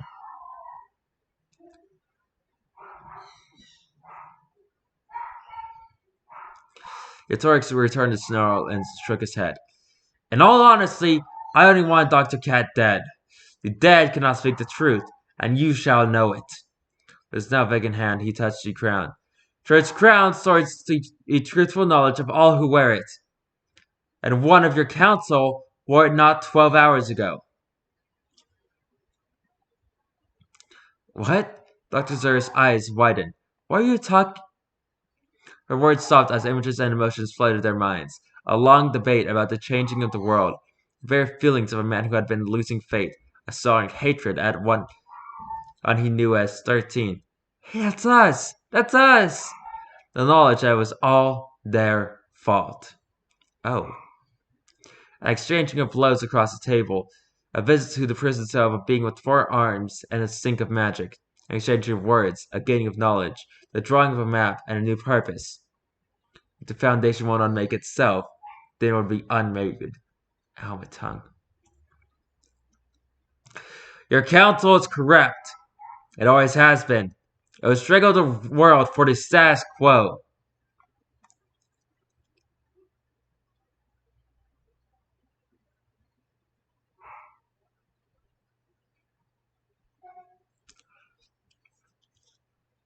More images.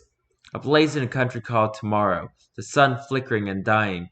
Humanity growing cold on a desolate rock, having never ever known the warmth of distant stars. Egomaniacs crushing men and women beneath their boots. Stars flickering out of existence. The afterlife emptying. This is what will come to pass when the final old war arrives. This is the ultimate fate of humanity. Thanks to the Foundation. You did this! You are complicit! You...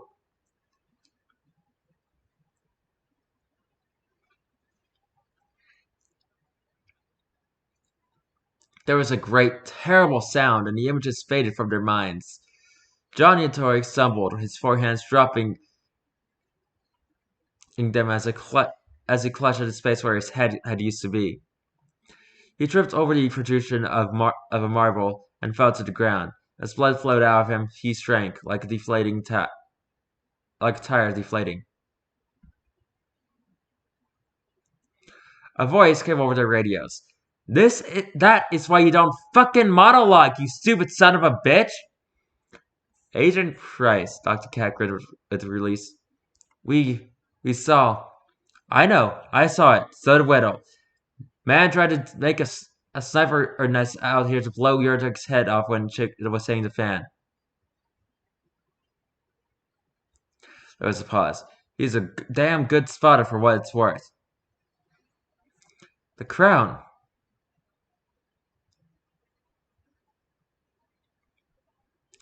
Dr. Cruz stood and looked at Yedric's body. All that was left of it was a dozen scattered laurel leaves. She saw a glint of gold within his skull. Shit, you wrecked it, Price! Chalice and the map are at least intact. Placeholder stared at the bloodstained chalice, eyes widening as it began to tilt towards Yedric's body. The rogue caught it before it tipped, digging his foot into the marble. He whispered an apology to Dr. Cat, returning to the floor of the everything into its normal state. Then he called for backup to contain the body. Civitive Eki of Rome, aboard the SCP's Phoenix. Medical treatment was deemed unnecessary. The scared chalice was used to heal them all. Will's first exposure to it seemed to have bestowed regenerative properties on him.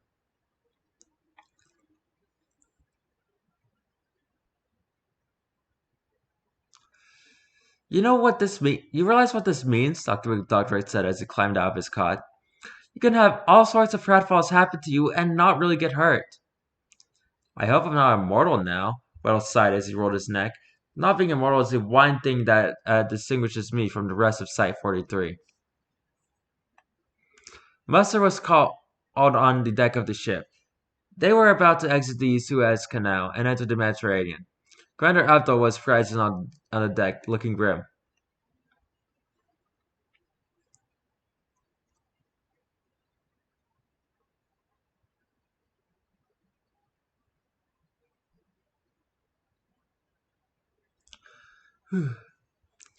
Commander? Dr. Cat raised an eyebrow and approached him.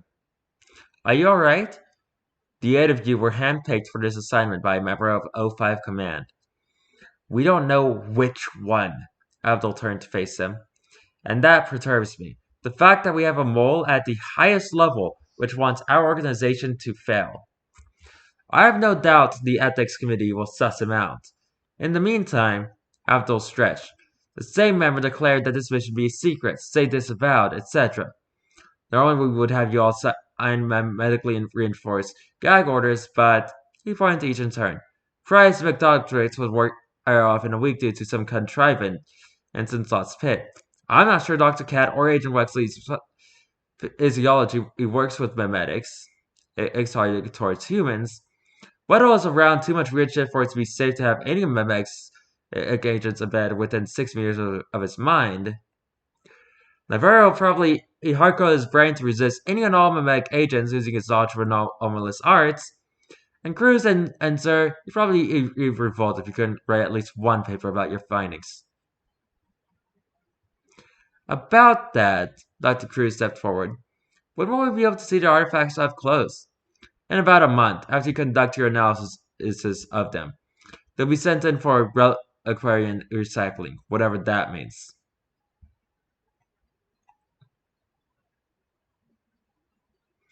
Redo raised his hand. It means they get shifted out to a bunch of reliquary sites for study and restoration. Not that they need restoration, they're downright immaculate. Pity about the crown, though. Abdul shook his head. Well, I'll be eager to read all of your reports. He chewed his lip. If you have time-sensitive projects? There was a general murmur of not really from among the group. You've had a rough time of it. I'm giving you all a short leave in Rome. Relax some. We'll see about you all flying home in the next couple of days. As he disembarked, Price noticed Weddle. He should have been whining about having to spend time away from his precious Canadian television shows, but instead seemed grim and downcast. She looked him over. What's wrong? What's wrong is that acquiring recycling is a euphemism for an anomalous item being melted down to its basis its components. This news caused all of those assembled to turn to face him. Dr. Cat looked aghast. Cruz looked like she was going to throw up, and Zoe had to catch herself on Dr. McDoctorate. It's one of the most basic achromatic abatement terms. You take a sacred artifact, destroy anything on it that remotely resembles religious iconography. Remove valuable bits like gemstones, run through a magic killing chemicals process, and then melt the entire thing down or incinerate it.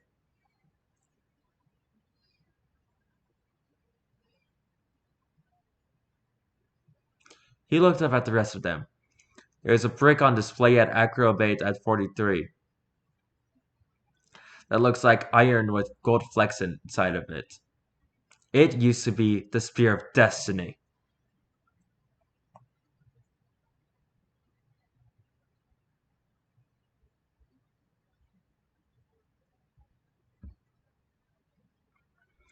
Why would they destroy the artifacts? Dr. Zer shook her head. They would be instrumental in undoing another impasse, if not outright preventing it. They don't want to. Dr. McDoctorate looked back at the ship. You saw what the Crown showed us. The Council knew we caused this. That us micromanaging and categorizing and cataloging everything took magic out of the world. And they want to keep it out. Keep it under their thumb.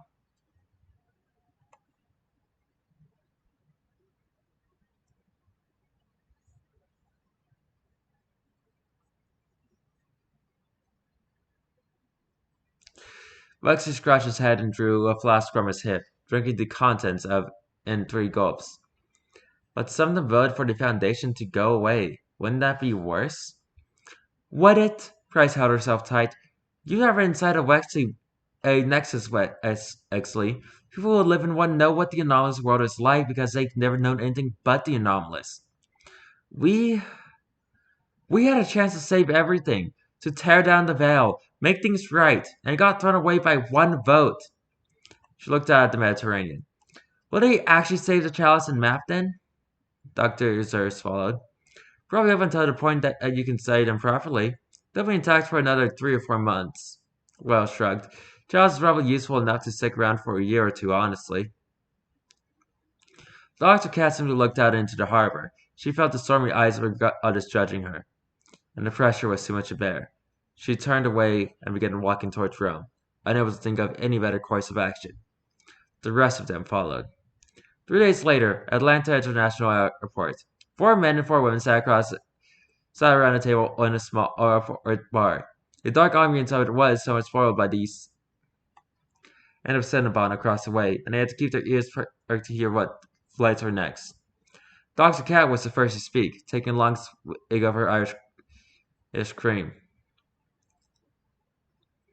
For years, I thought I was helping the world, helping my gods, but we've been working to help ourselves this whole time. Used to be a pharmacologist, but a bellyached through a belch from his cola. Could have helped discover a million drugs to kill a billion diseases. They haven't recreating other people's work instead. How long have we been this rotten? Dr. Cruz looked pensively at her shot of whiskey. Since we were founded? Road to hell, good intentions, etc. Bugsy had his arms crossed. The council knew we caused this, and they still want to keep us around. It's going to happen again, isn't it? They'll likely find other ways to undo the next one. Might keep the staff, the Codex, the Edge, FOC around indefinitely to try to save them off. Dr. McDoctorate pinched the edge of his nose. But essentially, yes, we're fucked. Dr. Zer sat miserably, muttering about how her life's work would never be published, and it was all for nothing. She had gotten the most drunk out of all of them so far. Daniel Navarro just sat back in his chair, stoic.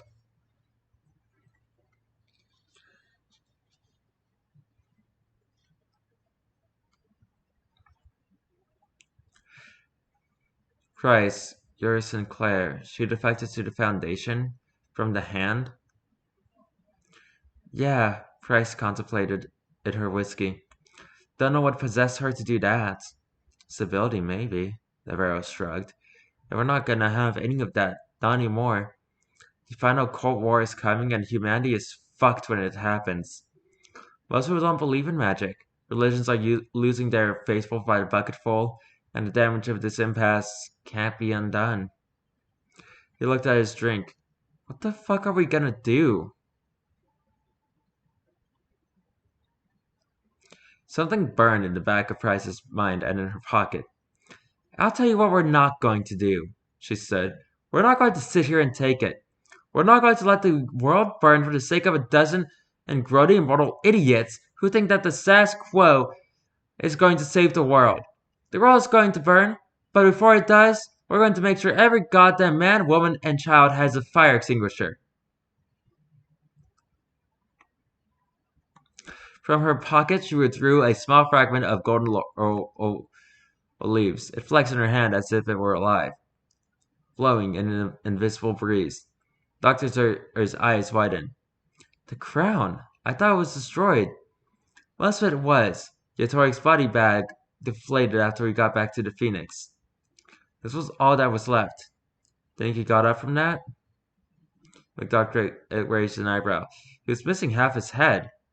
Wouldn't put it past him. Bow's followers have done weirder shit. Vital slurped at the last of his cola through a straw. So you have, what, an eighth of Sher's crown? What good would that do? I looked over Van der Erlen's notes. There's no limited space over which knowledge can be spread using the crown. Even with a fragment of it, we could, at the very least, cover this hemisphere.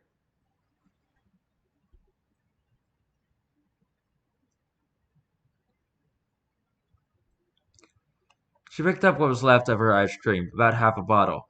We're at a crossroads. Mind if... Damn it, my feel is in my luggage. Your what? Hi, Ice raising an eyebrow. It's a type of sacred bowl.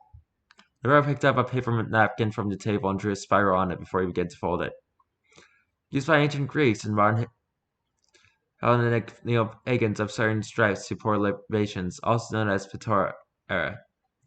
He breathed on the origami sculpture before him, and with a crackling of air, it turned into a solid, if oddly shaped, ceramic bowl. The same shape it of rounded napkin had once been. Will this do? Dr. Cat had nodded, pouring the contents of the bottle into the bowl. I'm going to say a prayer if that's all right. There were no objections, so Dr. Hat held out her hand and palm up and cupped it as if she were offering something. Great goddess Ete, she here works her will, the far-reaching, the three who are one, by whichever name you prefer. I call on you now. I offer a prayer to thee, that your endeavor is true, your gift as magic is fade from the world once, due to our ignorance, and it will fade once more if we do not take action. Guide us, great Ete. Show us a path to take on this, a path where three roads meet, a path of the place of the branching path. With that, she abandoned the dish. It was empty by the time she stopped speaking. Jesus makes water into wine, the Olympians make booze into thin air. Pretty much. Especially, I forgot his name. You know who I'm talking about, the god of wine. Well stored, earning a disappointed look from Dr. Cat and outright disgusted from both Dr. Cruz and Dr. Zer. So what do we do with it? They were pensive for a moment before something hit Agent Wexley behind the eyes. He extended his hand. And let me see that, Agent Price. Someone gave Wexley the fragment of the crown, and he held in his hand to let a fragment of knowledge flow out of him. It was the knockers thing you'd think of, something he had learned on an operation years ago. Athenadora's eyes widened as she was hit with the knowledge. You can't be serious. Not veil-breaking, and it'll be a nice surprise for everyone involved. Wexley smirked as the knowledge multiplied and spread like a virus. People outside were checking their phones, wondering where they'd heard the news. In Chicago, the Department of Disinformation was trying to figure out who had leaked it.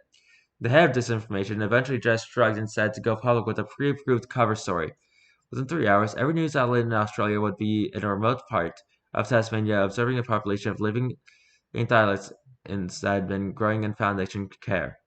And with that, the world's eyes have begun to open. Lexi handed the crown back to Price, rubbing his nose rubbing under his nose. It was bleeding. Guess he needs a full crown in order to not be harmful. He looked at his blood. So now what? What if the only people outside of the council who know how deep the Foundation's corruption goes?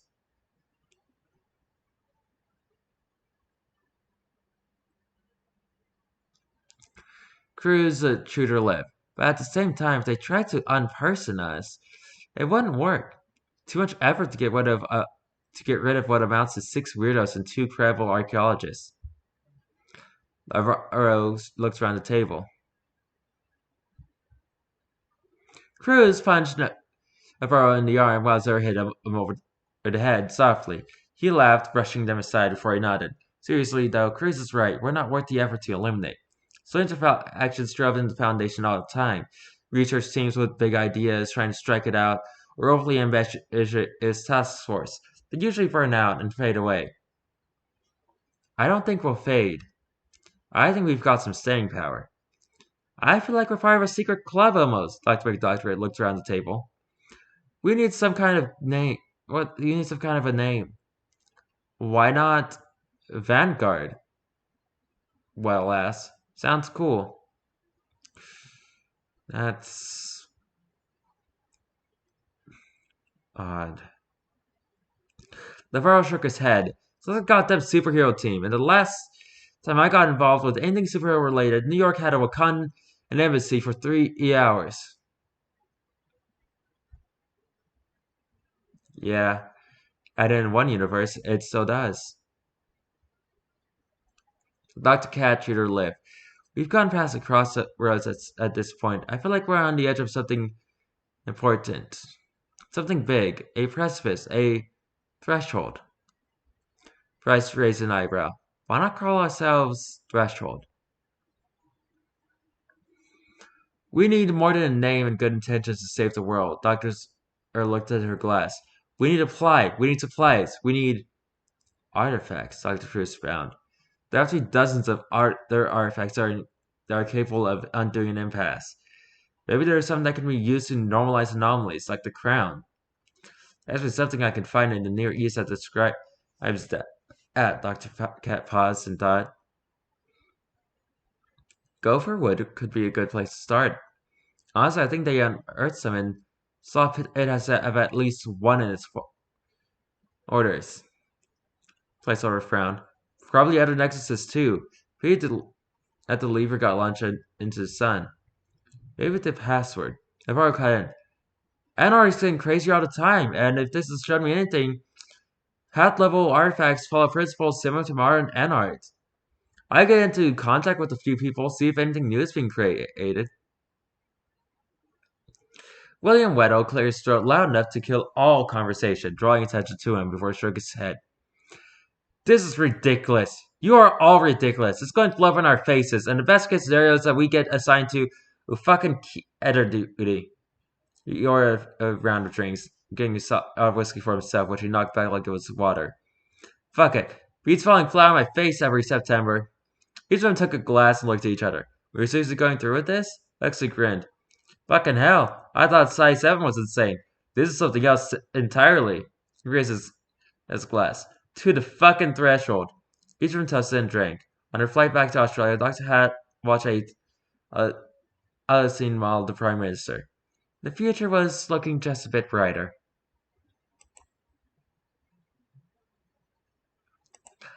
And finally, we can end SCP-6500 with this.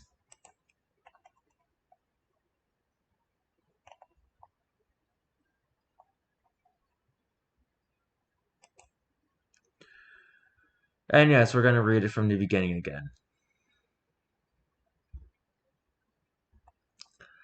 Crossroads. A wide, cylindrical room is bathed in relative darkness, save for the flashes of tiny indicator lights lining the tall, segmented server banks contained within. Embedded in the ceiling is an enormous black sphere, the most powerful temporal sink detemporal anomalous department could ever develop, which hums with electricity as it maintains temporal site 01 and its extratemporal secure database. In the room's center sits a small cylinder extending upwards into the sphere, featuring double doors on its near side. One door is slightly ajar, allowing a strip of bright light to pour out into the server room. The office within features a wide, old-fashioned chalkboard accompanied by myriad and multicolored chalks, likely gathered from a sidewalk kit. The board is covered with calculations and observations, timeline diagrams, and symbolic logic. At center stands Dr. Ilse Randers, temporal agent and most senior researcher, as she attempts to cure a mild headache. She sighs in frustration, setting a piece of chalk onto the board's ledge and taking a seat in a desk chair. In her centuries with the Foundation, she has learned, nay, discovered the extensive interactions undergirding temporal mechanics and the few rules to which they adhere. Of these, the rule which always holds true is the existence of precisely one prime timeline, the most stable of the full set, the trunk from which all doomed branches originate. The key to all the time travel technology the Foundation has ever developed. And yet, these new timelines have proven her certainty ill-founded. There are no indications that either one is suffering a decline in ontokinetic health or stability, and the time stream seems disinclined to collapse in either state. So there's this conundrum that she now sits in her office, pushing tousled hair out of bloodshot eyes to stare at her desk terminal. She scrolls through what she's written so far, selecting it and pressing backspace with a huff. Back to the drawing board. She rereads the first of the recovered files carefully, still marveling at the alien format and the even more alien sensibilities behind it.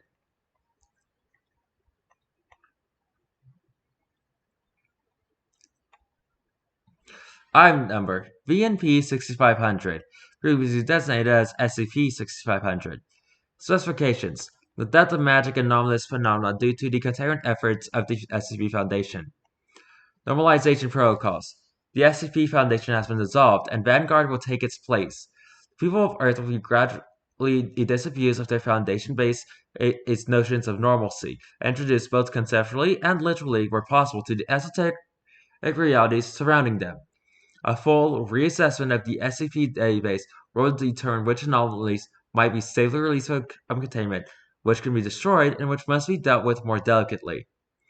Vanguard will develop and disseminate comprehensive documentation for all known objects, retaining secrecy when appropriate, but generally reversing the Foundation policies of opacity.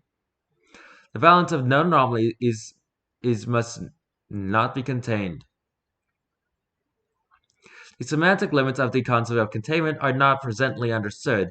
Instead of securing, we will mitigate. We will continue, however, to protect. This duty it falls not only on the shoulders of the former Foundation staff, but also on members of what once were called groups of interest, oppositional forces to the maintenance of the Veil. There is now no Veil, and there are no longer groups of interest. There are allies, and there are unfortunately still enemies. This is therefore not the end of our work, but the beginning of a new phase. It is conceivable that no amount of a corrective action will permanently arrest the SCP-E6500 effect, which was allowed to worsen despite many decades of persistent warning signs. The task we set ourselves may be impossible. It is nevertheless Vanguard's responsibility and most vital purpose to try. That was the first part of the epilogue we read, as you might remember. She smiles. She's an optimistic woman. In spite of everything, this is a tall order even for her. She thinks for a moment, then begins to... Oh, right. Before the pivot, our lot was difficult. The SCP Foundation had billions of moving parts, and the methods we'd put in place to keep them moving worked. They work well? Some, but not all. Did they exact cost? Absolutely. Even before we realized that we were the cause of calamity, we knew that what we were doing was not indefinitely sustainable. We kept doing it anyway in hopes that some ideal solution would come along and let us keep on keeping on. The L5 Council of Timeline 001 Vanguard has taken a truly radical step in dissolving the Foundation, setting aside our entire motives in the hopes of finding a better way. It is brave, but it is also a tremendous risk. Protecting the world taxes the Foundation's resources to their limit, and at times only the most draconian measures kept our heads above water. Can we be both safe and free? This entire timeline is a test case for that question. There is reason to be hopeful, however. I have read enough VNP files, the replacement for the old SCP format, to see how the normalization protocols at work. And they do work in most cases.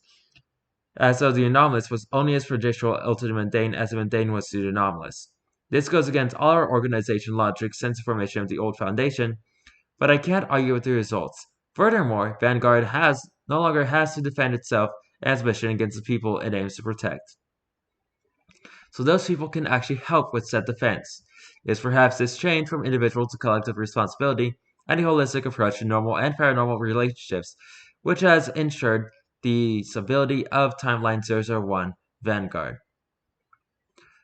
It sounds bad. It is bad, but she's still smiling when she finishes. Change, she says out loud. The Vanguard timeline summed up in one simple, powerful word. She opens up the second file and stops smiling. Item number SCP-6500. Containment Class PASA. Level 01 Unrestricted. Disruption Class Not Applicable. The remains of SCP-87.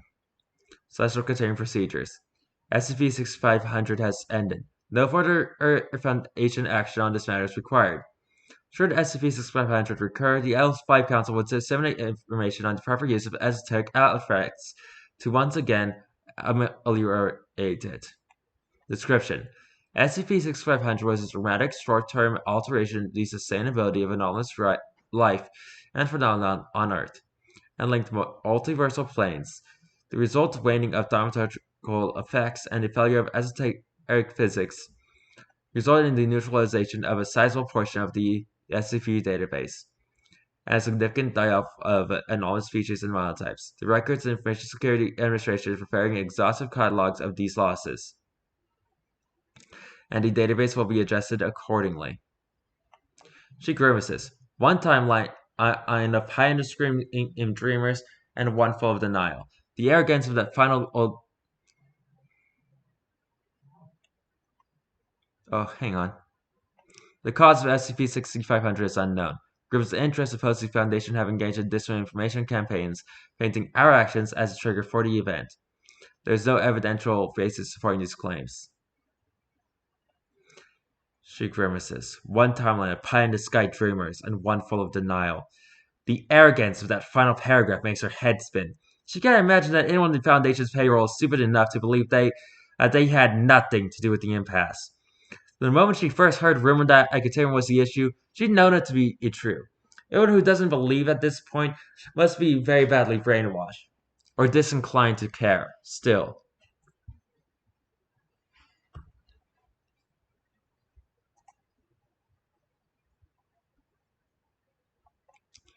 There were two options on the ballot for administrative proposal 6500 Omega, and neither was really a commitment to inaction. There was good reason to believe that stopgap measures would be temporarily effective at managing the effects of the finest class event. The four artifacts recovered during the latter days of the crisis have seemingly halted the mass die-offs and disappearances, and restored something vaguely like equilibrium to the anomalous world. There is, however, no reason to believe that these actions did anything but for a more definite solution to a later date. Although the Foundation remains intact, it has nevertheless been dragged out of the shadows into something resembling the light. Various groups of interest in timeline 001-TH are fully aware of the Foundation's complicity, and they are not happy. The daily grind can only become more difficult as inaction becomes less and less acceptable. Additional artifacts are still being discovered, however, and the O5 have seemingly pinned their hopes on this approach. They rely on individual ingenuity and the possibility that their plans packed with unlikely solutions to a thoroughly unmanageable organizational lifestyle. In the shadows, however, there are stronger trends towards change, even in less changeable timelines. Signs that covert actions being taken by certain Foundation staff members to ensure that there is always someone trying to turn the tide. Even when organization change has entirely stymied, though I have doubts that it will be tenable in the long term. I credit the presence ability of timeline 001-TH to its final element alone read in the ongoing search for our panacea.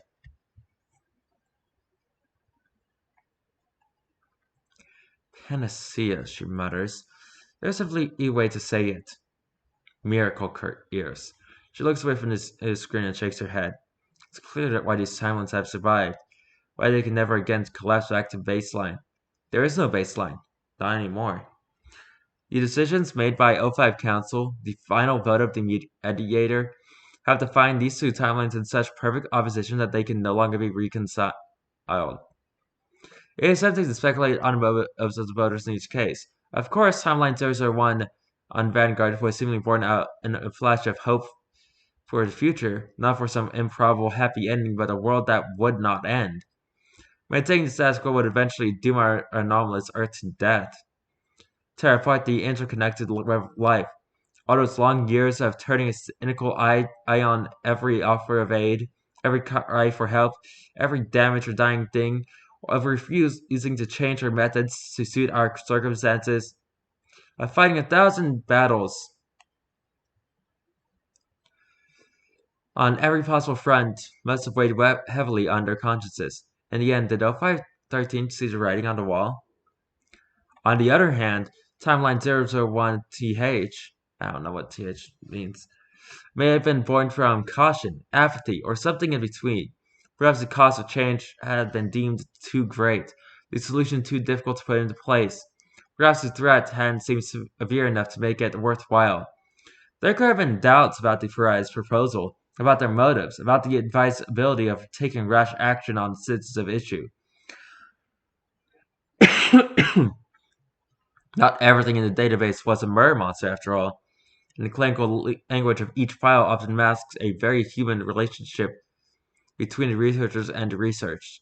Their cries for change could have sounded like appeals to emotions in Media's presumably impartial ear. Did 0513 judge the Foundation the lesser of two evils? She rubs her temples and sighs. You're overthinking things. It doesn't matter why they did. What matters is the result. No, but that isn't what matters at all. What matters is that they did something. In both realities, there were 6 votes for change and 6 votes against. One overseer broke the tie, and broke the timeline too. They made a decision and became the pivot point. Whatever the reasons, whether they were right or wrong, what happens next is the immediate result of their inclination to act. There will be consequences either way. Vanguard will face the Herculean task of remaking human society to fit the facts of paranormal life, while the SCP Foundation will find it harder every day to pretend that the matter is under control, that their beds aren't burning. Her prose is getting florid. She feels her face coloring to match. There's still one more file to review. She still hasn't had the guts to look at it yet. It isn't long, and there's no time like a present. She rolls her eyes and reads that particular turn of mental phrase. And reads, Description. No single definition of SCP-6500 has been accepted by the O5 Council. No special containment procedures have been enacted, as, without a clear understanding of the event's nature, it is impossible to act upon it. Recommendations for further study have been placed before the Council, which remains deadlocked in indefinite delirium. This file will be updated with a verdict when a verdict is reached.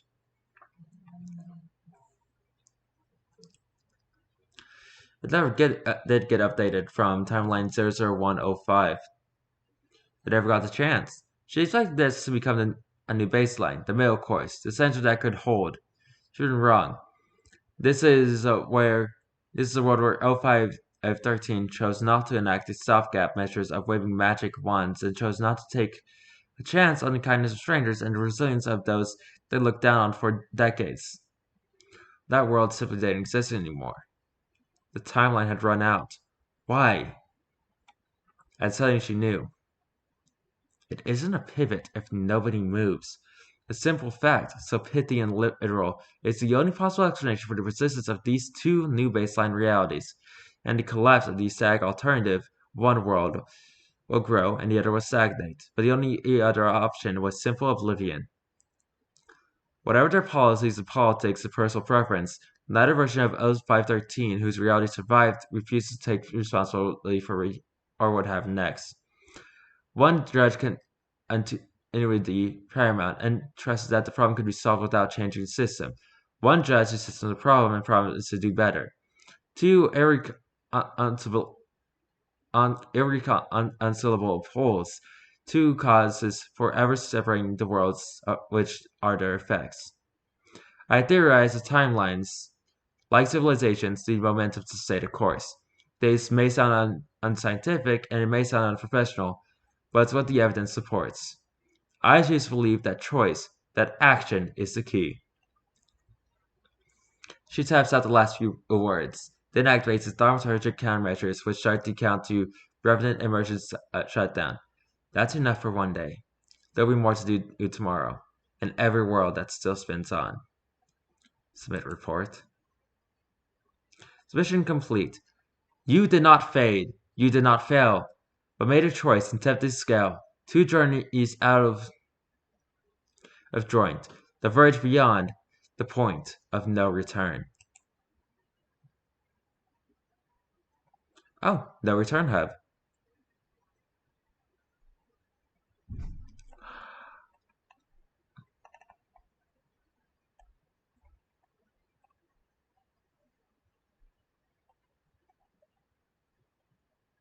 Oh dear. Okay, so what happened is single choice begets two worlds, a mere tapestry unfurls. Vanguard's age shines, as threshold draws a line of no return. A multiversal degradation and anomaly. This phenomenon ravages the world of magic, leaving its fantastical hidden lands and community is to gradually die out. The Foundation and its allies and foes are painfully aware that something must change. Explore the impasse and the nuanced relationship between the Foundation, the anomalous, and the nature of change itself. Examine the world at stake and decide ultimately how to bring it hope. SCP-6500 Inevitable. Follow the Foundation's path to combat the impasse by following several individuals on their path to dying magic realms to retrieve artifacts of elemental power, with the warrior, mage, cleric, and thief from departure. Pariah by placeholder McDoctorate, where you go through the path of the warlock, Eloquarians, voyager, and emissary. Crossroads. Post-pivot, primary post-pivot if it works. Threshold timeline. Nobody likes to sneak. A streetwise nobody searching for the explanation for the impasse starts up an investigation that runs her afoul of needle hazards, T-Rex skeletons, monitors, library, and a Paris cafe, and that's just the beginning. Nobody's looking for trouble. Nobody isn't alone. She's working with the Servant's Hand, and she isn't, and even the only nobody around. But none of that is going to matter if they can't find out what the Foundation is holding 50 after their trial. SCP-8787, The Rust Not Taken. In the aftermath of the impasse, some anomalies have made a full recovery. An anomalous coffee shop desperate to cover its strength kidnaps a family in the Foundation. Can Dr. Sinclair... Oh wow, these are all stories.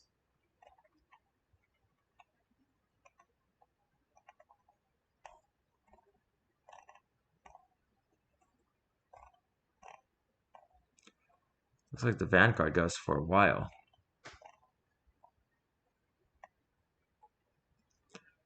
A Magic Show. Jaeger Part 1 and 2. Timeline of Log 6. SCP-6500 Infinitesimal.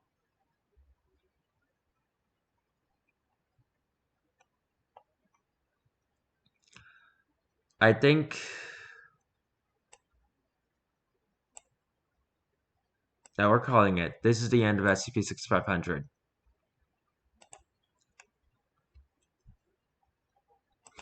We did it. We're done with SCP-6500 as far as I care. That was SCP-6500, the final part of the epilogue. If you liked this video, or this series at all, please leave a like on the video, comment down below, and subscribe to the channel. I have officially no idea what I'm going to be doing tomorrow, so until then, goodbye!